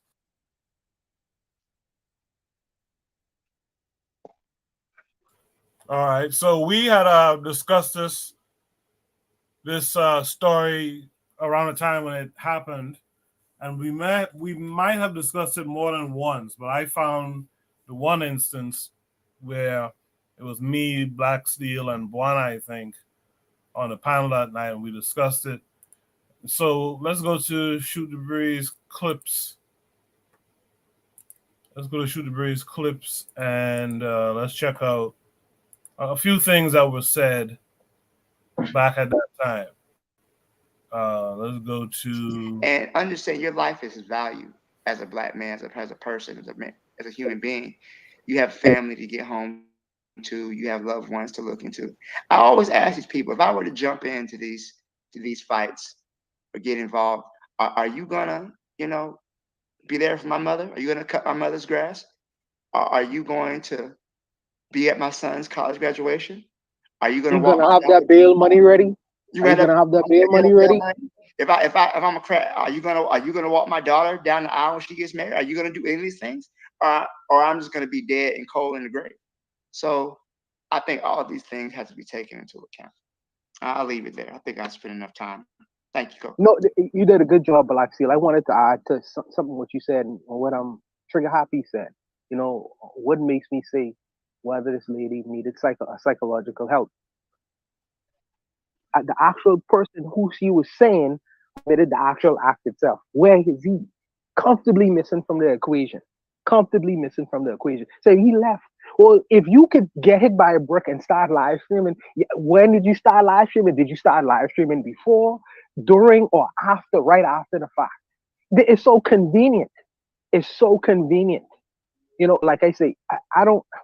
When people make these claims and allegations, no problem. You've been a victim of a crime. Been a victim of a crime.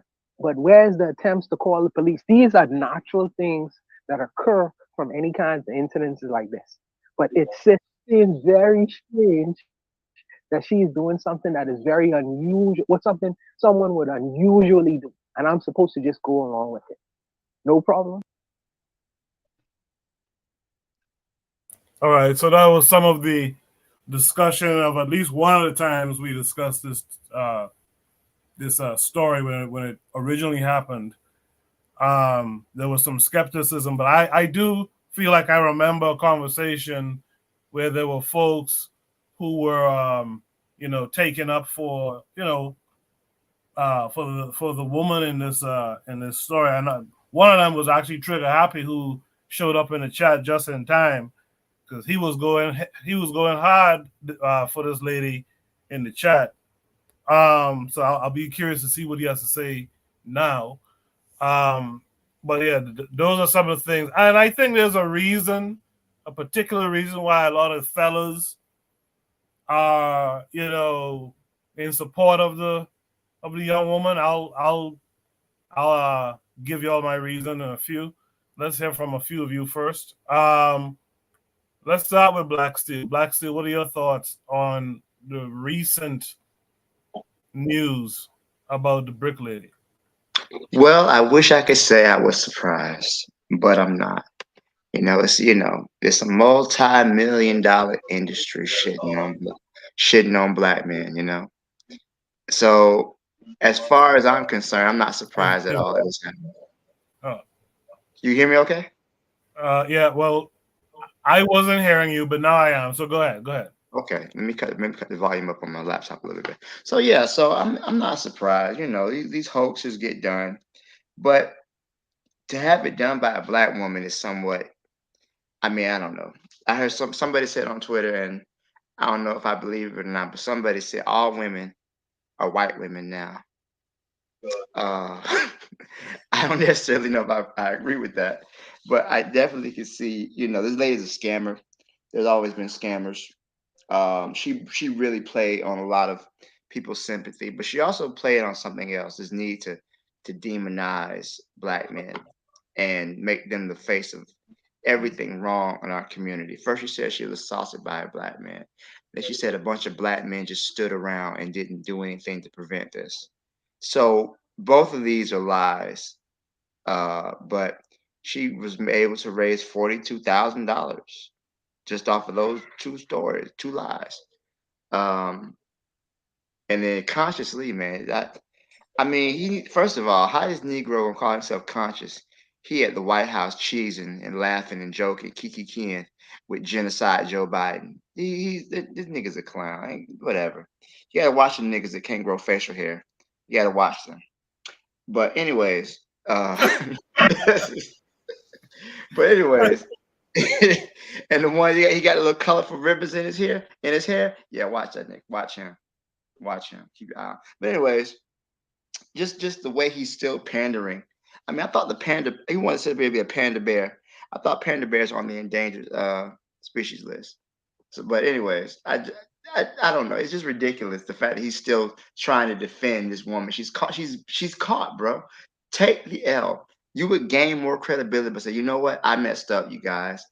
I'm sorry. Instead of still trying to, oh, she was assaulted. She wasn't assaulted. She hit the guy first.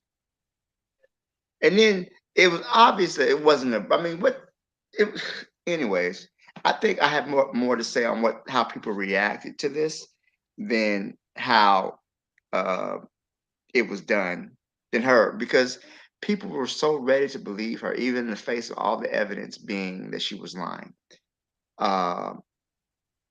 So when it comes to black people, we're always, especially black men, they're always ready to believe the worst about us. We don't take care of our kids, we commit all the crime, we're doing this, we're doing that. And then when evidence comes up that information is not true, they still want to cling to the negative beliefs about us. It's I don't even know what to say. Well, I do know what to say. This is America. We live in an anti-black society that demonizes our very existence. So this is the reality that people are so ready to believe this woman, and she took advantage of that to get some money. And this isn't her first time doing that. So last time I heard, she was in Jamaica. They had a picture of her with the cheeks out, you know, and somebody said, "Oh, I forgive her." No, let's stand on business. Don't just because some woman out with her cheeks out, but suddenly want to, forgive her. I guess the dude saying it was probably joking. He's probably saying it tongue in cheek. But either way, yeah. Oh, girl. Tongue in cheek? Say what on it? You said tongue in cheek? I mean sarcastic, not tongue in the cheeks. Oh no.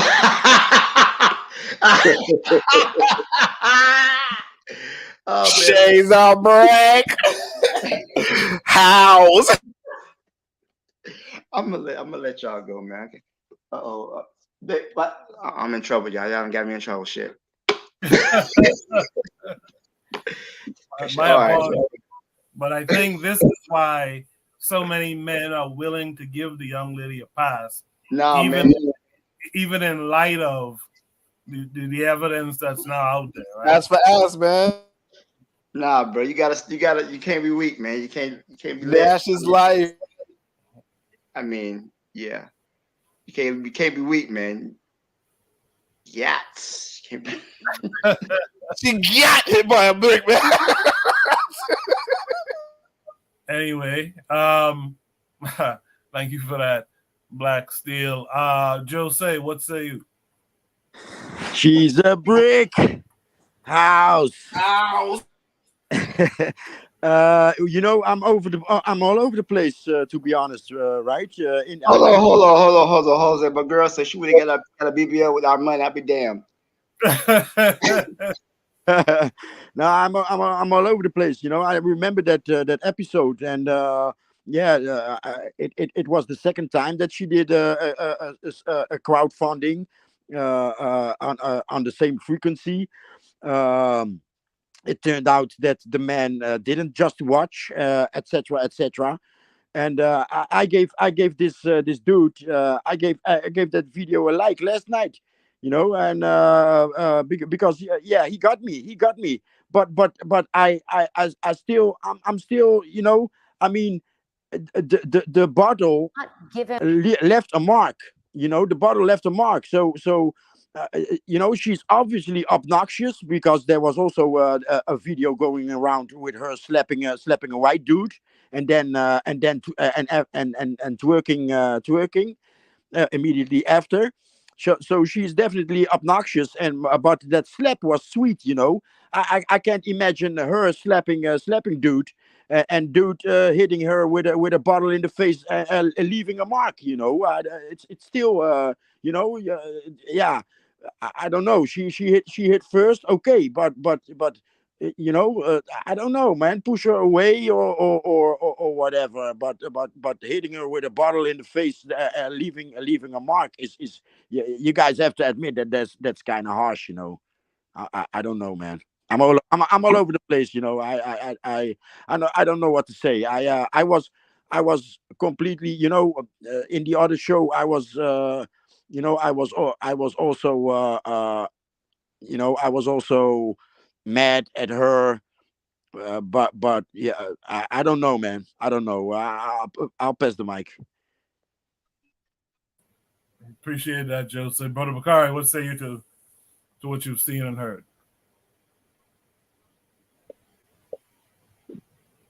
Bakari not there? Oh, okay. Okay, maybe Bakari left. So, Anthony, what say you to what you've seen and heard? Okay. Yeah. Yeah, man. I'm sorry for me. I had to step away for a second, man.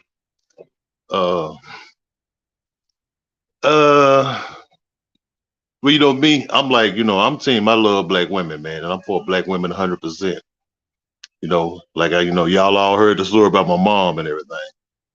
But what I'm saying is, if we gonna call that bull jive for brothers, we got to call that bull jive for the sisters too.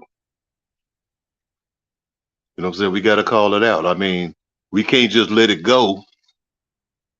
I mean, because that's just like, it's just like how you got a sore on your arm, a sore on your leg or something, and you just say, oh, it'll go away. You put something on it, and you just don't worry about it. And later on, that sore becomes something else. We could see it now. We could see it now, like in our music and our culture and everything. You got these rappers like sisters like Megan, Megan Thee Stallion, and Sexy Red and Suki Hunter and all them. I mean, look at the garbage and the bullshit that these sisters say. You know what I'm saying? I mean, and the brothers too. You got the brothers on the other side. They say a lot of garbage and bullshit. Well, all of this, you say, well, that's entertainment. But no, it's more than entertainment. It goes to the mindset. The mindset of our young people, our young black women, our young black brothers, and they get to thinking like this, and the division, like what the sister said about aborting her male black babies. That video, y'all remember that video where the sister was at the abortion clinic talking about aborting her black baby, her male black baby? Yes. I remember that, Anthony. Was that the rapper? Was that the something rapper to do with Cynthia G? Yeah, no, I'm not talking about. It was a rapper. It was a female rapper. She was at the abortion clinic. Oh, yeah. Right. Yeah, she was at the abortion clinic. But I'm saying, this music and culture, the so-called, I don't call it culture of music, but I mean, and you could take it on. Like I said, we're not just blaming the females on their part of it. You can go back to NWA with all that bullshit they did. You know what I'm saying? That anti-African, anti-black stuff. But I'm saying, we got a culture right now. We got what they talking about, say the culture. I'm saying destroy the damn culture. I mean, the culture from what they call it. From what they know, the hip hop culture, the present hip hop culture now. I mean, because it's degenerate, man. It's garbage. But yeah, I mean, and the culture, goes into the community. It's like, I guess they say, like, it's a microcosm of the community. But yeah, when we got to call that shit out, man. Like I said, it ain't that you anti-African. I mean, that you anti-black woman, you anti-African woman. Because you call that shit out. When bullshit is wrong, it's wrong. Just like when it's wrong with a brother. When a brother do shit, you got to call it out. It's wrong. I mean, yeah, man, you got to call it out, man. I don't go too deep, man. Yeah, I'll leave it at that. I appreciate that, Anthony. In the chat, Brother Bakari is out there in the chat. He said Cynthia G said it all the time. You don't know about the rapper in the abortion clinic. Yeah. I forgot. I do know about that song. Yeah. Afro Native World's out there. He said Nana Amos Wilson said this is all white created, quote unquote, black culture. White created black culture. But Bakari says he agrees with Anthony 100%. Appreciate all the comments, you guys out there. Let's hear from Buana. Yes. So I don't know how Uncle Bakari agree with Anthony 100%, but he don't agree with me. Anthony say the same thing I say. Is Buana Just speaking? yeah, you know what I mean? Yeah, man. It's kind of speaking. It's kind of babbling, but yeah. Can you hear me now? 1, 2. Yeah, I hear you. You sound Can you worse hear me? now. Yeah. I sound worse. No. You sound like a robot. Yeah. Yeah. So Go on. I don't understand how is it that Uncle Bakari disagreed with me, but he agreed with Anthony 100%. We saying the same thing. What's happening now is, and I'm gonna explain this. What's happening now is, Uncle Bakari and MG2 is just a generation just above us. Okay, and in that generation, they were taught courtesy, manners. Open the door for females, show them courtesy. If a bottle of water is on the ground, you throw your coat out there. I forget what you call it now, Coco. I forget what it's called now. When men used to do these kinds of things. Chivalry. Chivalry. They was born into that generation of chivalry. And in chivalry, women were seen in a certain manner, in a certain way in that generation because they behaved in that way. In this generation, this current generation, there's something different going on, and it seems similar to the past, but it's not exactly the same. And unfortunately, you have black men, young black men, who are feminists. You have black male feminists out here, people like Mark Lamont Hill, people like this guy, Conscious Lee. What they are trying to attempt to do is they don't believe in the so-called patriarchy, which means men being the head of the households, men having the ability to rule and govern over certain things. They believe in replacing the so-called patriarchy with a matriarchy, which is having a female at the head of the home, because that's been their experience. And they believe that naturally a woman should rule over men. This is their belief, this in their feminism. And it's twisted. But it sounds, I'm seeing that it sounds to the older generation like, oh, we just giving women the courtesies that they deserve. No, that's not what they're trying to do. They are trying to replace manhood with femalehood. They are trying to replace manhood with femalehood, where the women are above reproach and can be questioned for their actions and the things in which they do. And the fight is, well, we see that as very illogical, because to me, this is manipulation, this is fraud, this is abuse. This is not only what this girl did is not only abuse of black men, where she castigated black men for not coming to her defense, but she is manipulating black women to pay her, because she knows when she sends out a signal to black women, oh, the black man mistreat me, and the black men just stood by and watch it. The sisterhood is gonna jump up and say, girl, let me help you with your GoFundMe. Let me put some money in your coffers. So she is not only manipulating she's not only manipulating the viewers in terms of how they view the black men, but she is manipulating the black women in her community as well.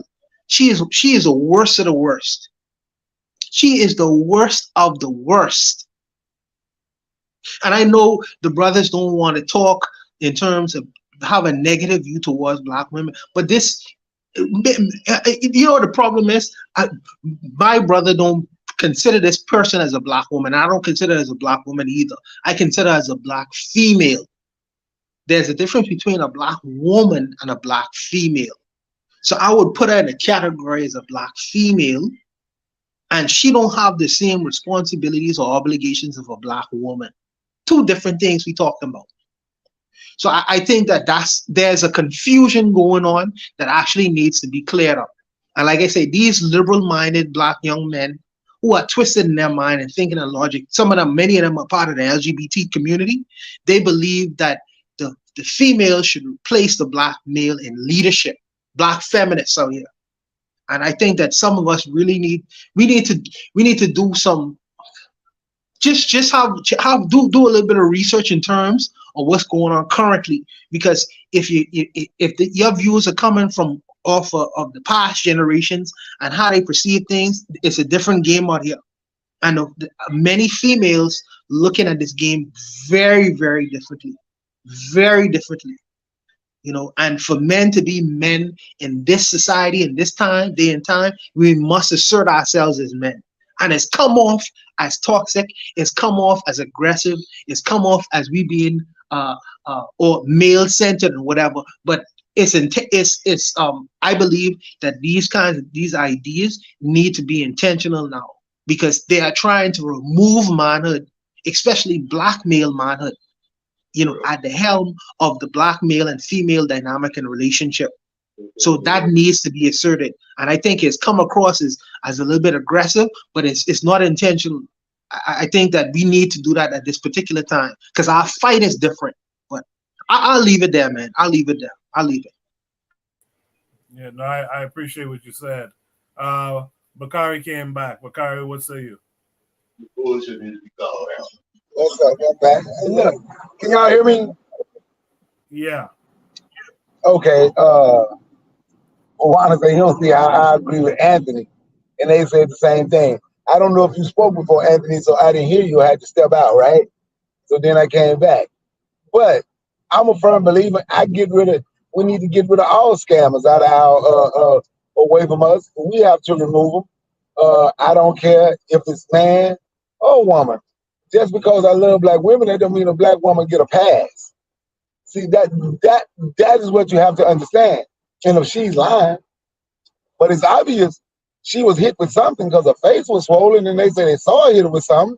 But if she's out here lying and she's taking money, if she's taking money from people, she need to be done like everybody else who's out here taking money from people, who's taking black people money over nonsense. And it's just that simple. I don't I don't give a black woman a pass. But I also heard Bwana say something about, I know he didn't compare me to Mark Lamar Hill. He don't even know what a woman is, according to him. He was trying to figure out what a woman was. But he say they're trying to get rid of the patriarch. They want the woman to replace the man. See, my thing was, I never sat down, I never believed that a man is just automatically head of the household and run everything. I think there's two heads, the man and the woman. That woman is grown, just like you're grown. And there's no man can tell me that he's better at everything than a woman. So you run the household together. You see my name, Sekakama. King Sekakama. Yeah, Sekakama, he protected the pride. And he fought and he made offspring. But the women in the Lion Pride actually feed the men. The men don't really hunt that well. They go out with the woman if it's a big game. And the woman can trap it and they need his strength.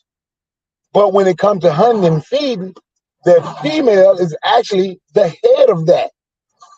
That don't mean I lose my place because they are in charge of that. See, I'm not going to push the Abrahamic traditions, even though we say we try to get away from the Abrahamic traditions and have problems with them. But just saying the man is the head and the man just should be in charge of everything, that's really Abrahamic traditions. Black African people put their women on pedestals. I'm just saying. So when we talk about other people and what culture we talk about our ancient culture or whatever, right now we are really living in the white European culture, Arab culture, even down, y'all play the game of chess, right?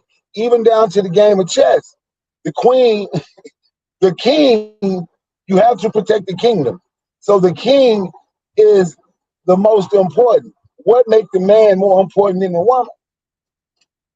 See, we are using Eurocentric or I ain't gonna just say Eurocentric, Arab. We're using Arab and Eurocentric mindset. We're not using an African thought. Africans had female gods. So, but back to this point here, this woman needs to be dealt with like any other scammer needs to be dealt with. And we need to deal with them out there money. But we also need to deal with a man who feel the need to hit a woman in the face with an object. I hit him like. Appreciate that, Bakari. I want to answer that. So here's where I am with this. There are, Brother Bakari say, which is true. There in let's take away the whole Eurocentric view, because he believed that I assign in the whole idea of madness as a head through European spectacle. Like, let me say this: there were cultures in Africa that was matriarchal, which means that everything was governed through the mother.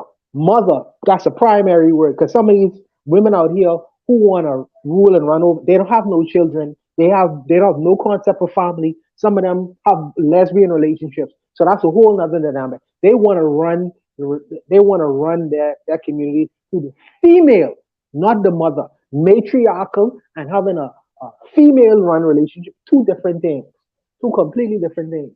But let's just say, for instance, where we say that in African societies, the culture was matriarchal. Let's just say that. There were, yes, that is an absolute fact. But there were also cultures and tribes that exist in Africa that was patriarchal, that was run through the man. That was run through the man. So I'm not being Eurocentric and having a view that the man's supposed to be the governor over his affairs. I'm not being completely Eurocentric, because there were African societies that existed in Africa that was patriarchal as well.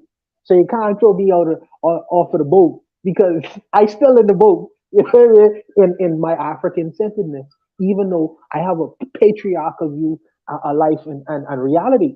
But all I'm saying is that these women are trying to do something different.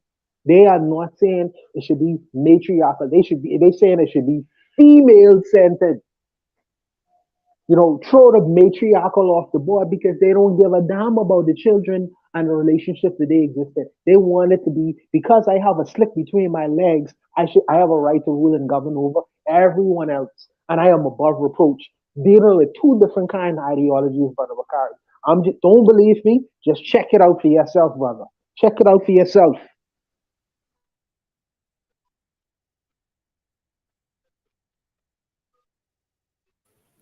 All right. I think I didn't get to Oni on this one, right?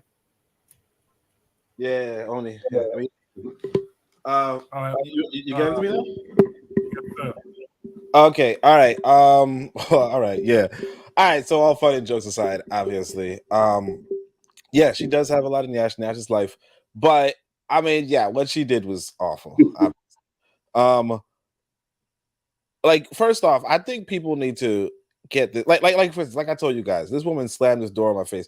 I don't know if you guys know this, but men are violent. Okay, men are violent, and not in like, and I don't mean that in a negative way. You know, violence is just a part of the human experience. Okay, we tend to not be so, you know, openly violent because you know, like, we live in these societies where obviously you know, there's laws in place that, you know, try to stop you from being violent. But generally speaking, you go to any man, you know, small guy, big guy, whatever, if you slap him in the face, he wants to slap you back. Okay, like I told you guys, I'm a calm guy. I live a pretty peaceable life. Woman slammed the freaking door, and I'm just like, what the fuck should I do? And, you know, like, you want revenge. Okay. The story seems to be that this woman was like, either she hit the guy once, or she kept hitting him, and then he, you know, hit her back.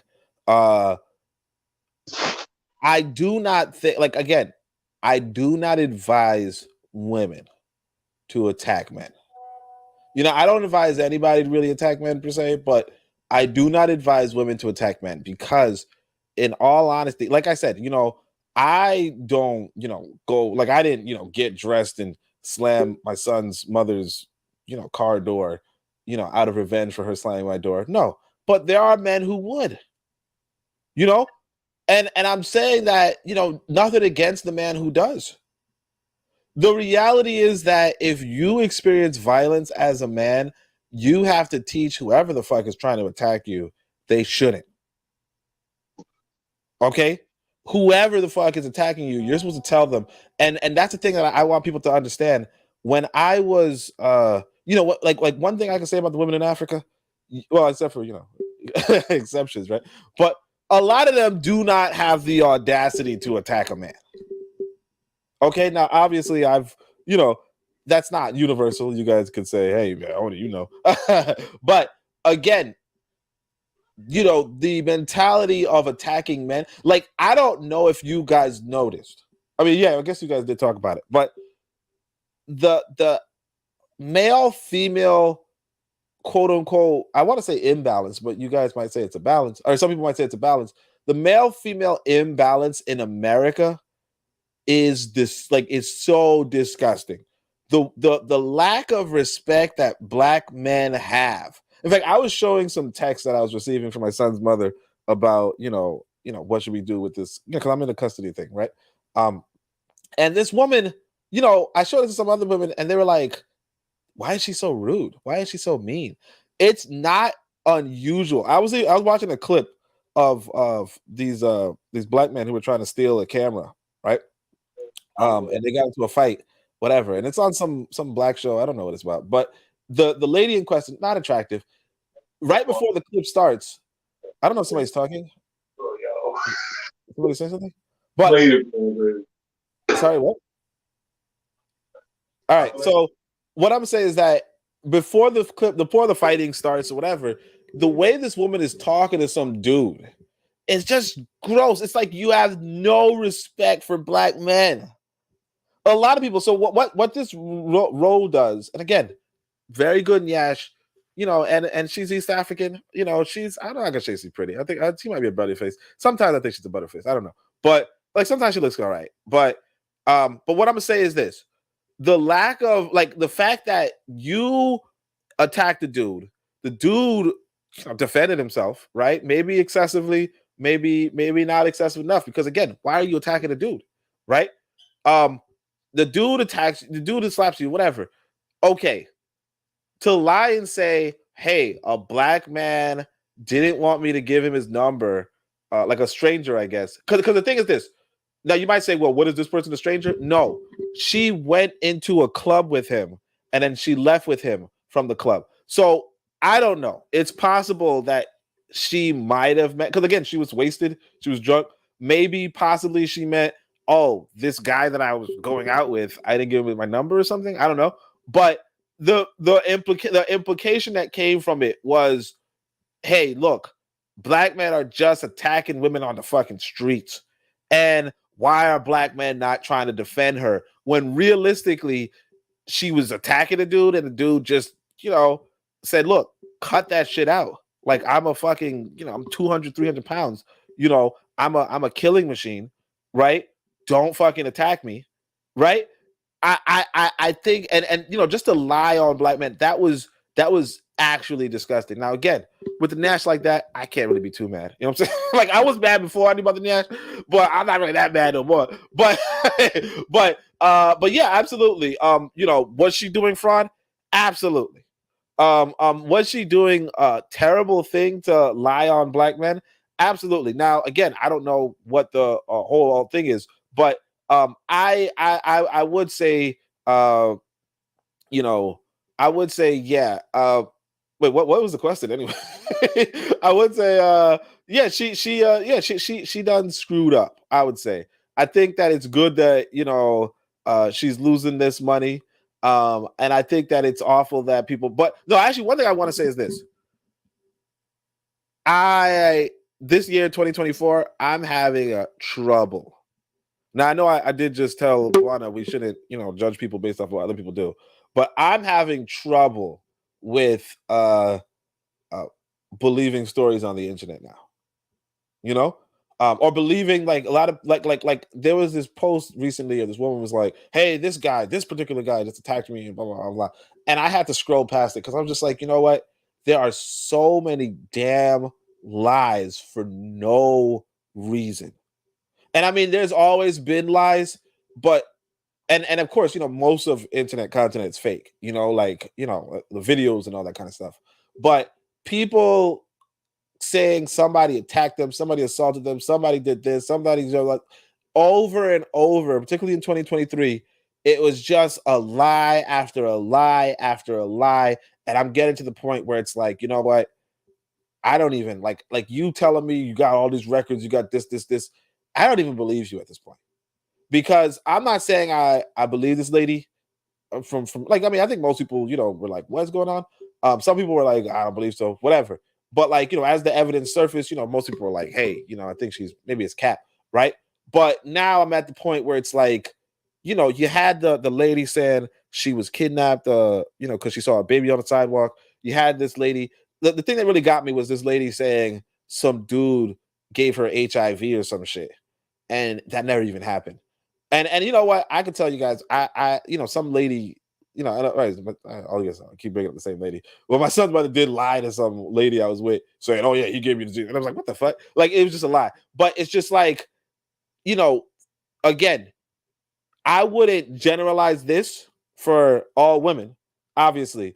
But you know, with the internet, you could be like, you know what? Take the internet with a grain of salt. Like there are some times when you can generalize, but obviously I don't you know, with this example and with those other examples, I'm going to say, you know, it seems like like people are like there are certain grifts that, you know, you don't like, or you don't like most grifts, but this kind of grift where you're just going to demonize another part of your population just to you know, just to make money, like that is completely awful. Although I do want to say the good note, I think I said in the chat, this woman's a Somali woman, but she identifies as black, and I think that's actually a good thing. I mean, it's not good that she's such a negative lady, but it's a good thing that because somebody was saying, you know, a lot of times people are like, Somalis don't identify as black, and it's like, yeah, you just go around the wrong Somalis. A lot of Somalis identify as black, so that's all I'm saying. All right.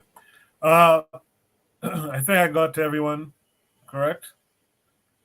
Does anyone have any last thoughts on this prompt?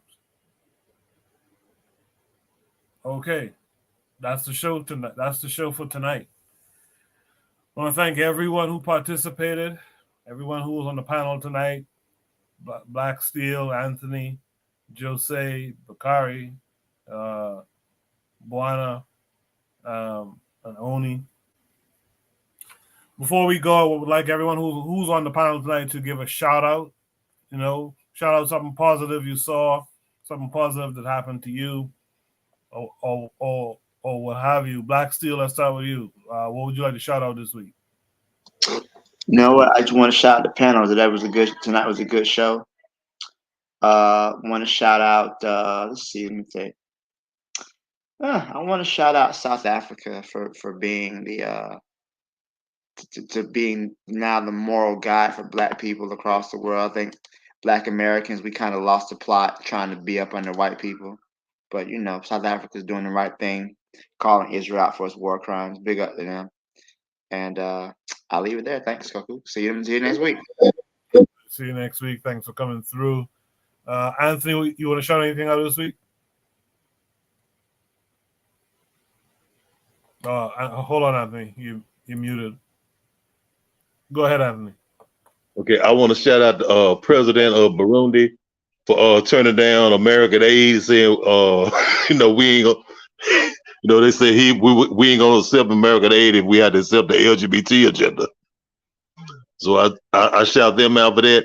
And I want to shout out Buana, man, because I did the playback of our last show, and man, I let my mama listen at it, and my mama, she said, "Who is the guy that talk funny?" I said, "Who you talking about?" And so I played it. She was talking about Buana, man, and so she said, "You her new nephew." My mama Gladys Kim, she said Buana's her nephew. Buana do talk funny. Hey, she was laughing. She was cracking up listening to the show, man. What she said? We sound like the Gullah Geechee. She said, "Who was on the Island Boys?" Yeah, she had fun listening to that, man. No, listen to that. No, my shout outs. Nice. I appreciate that. I appreciate that story too. Thank you for that, Anthony. Jose, you want to shout anything out this week? Shout out to all the brick houses, and may we build on them as a patriarch, and defeat all the other patriarchs. Yeah, that's about it, I think. Oh yeah. South Africa. I believe they are also taking the US and UK to court. So yeah, let's get it in. And yeah, till next time, fellas and ladies in the chat. All right, Jose, thank you very much. You be good. Hopefully we'll see you next week. Oni, you want to shout anything out this week? Shit, yeah, everybody's being so international. I was like, damn, I was gonna shout out to the small. What happened internationally? Oh yeah. I don't know what happened, but I think there was like a Pan-African conference and it got canceled. But it come to find out it was like it might have been like a shadow, trying to like a political rivalry, political party. Oh, Trigger probably could talk about it. And then what happened else? Oh yeah, the president cut it off, and then they were like, it was like some hidden Pan-African, like it was like a Pan-African movement, but it was led by some Belgian lady, So shout out. I mean, a lot of people were kind of villainizing the Ghanaian government for canceling the Pan-African event last second, but shout out the government for canceling that white woman, and that's all I'm gonna say. Yeah, I saw that. Appreciate you for shouting that out. Buana, I guess you're the last one. No, Bakari. Yes. Bakari, I think. Bakari, you want to shout anything out this week? Yeah, shout out to the folks on the panel. Shout out to Baba Ogunda Bede, aka Pat Benny. Shout out to Bawana, man. Your life matter, Bawana. I want you to know that every time I talk to you, I see you, I'm gonna tell you that because you're my brother and I love you. Your life matter, bro. your life matter, Bawana. I want you to understand that. And I ride with you too. I protect you too. But shout out Black Business. And by the way, Bawana, I do not have that members only jacket anymore, man. I don't know why you're trying to put that on me. And shout out to those beautiful Black ladies that advertise their business on my channel. And on that, man, support Black Business channel. Peace and love. Yes. So I would say shout out to all my uncles, all my elders, Brother Bakari, Anthony, MG2, all the brothers, Jose, all elder brothers who allow me my own personal little indulgences when I talk in my own talk. And if it seemed like I being disrespectful, I respectful all my elders, So I appreciate the fact that you all allow me to express myself in the way that I do, even though you all might disagree. I know I can get cussed out all next week by Brother Bakari. But I appreciate the ability to at least talk to my older brothers, to express myself to them, and for them to give me their opinions on how they view the world, and I take it on. If it's good advice, I'll keep it, hold it to my chest. If it's not, I'll just let it go where it go. But I appreciate the fact that they allow me to give me the opportunity to speak to them in front of them or whatever. Shout out to Mama McFall. Mama McFall, we are Caribbean brothers. You know what I mean? I know we talk strange and funny. If you sound like them Gullah people down south. But shout out to you, Mama McFall. We love you and we appreciate you. You raised a great son. But I'll listen to you all. I'll be here next week. I'm drinking right now, so I'm rambling. But I'll be here next week. I appreciate you, Koku, for the time and the opportunity. And shout out to all the brothers who gave valuable contributions. I'll leave it there. All right, I think that's everyone. So we'll be back next week. Great show, Koku. Thank you very much. Thank you. Thank all of you for your contributions tonight. I really do appreciate it. I look forward to joining you guys here next week as we do Shoot the Breeze once again. So until next week, you guys be good. Peace.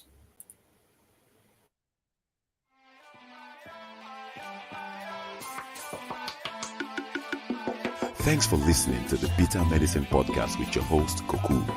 If you like what you just heard, we hope you pass along our web address, bittermedicineblogs.com, to your friends and colleagues, and share our show to all your social media. Be sure to check out our archive section on our website for previous podcasts.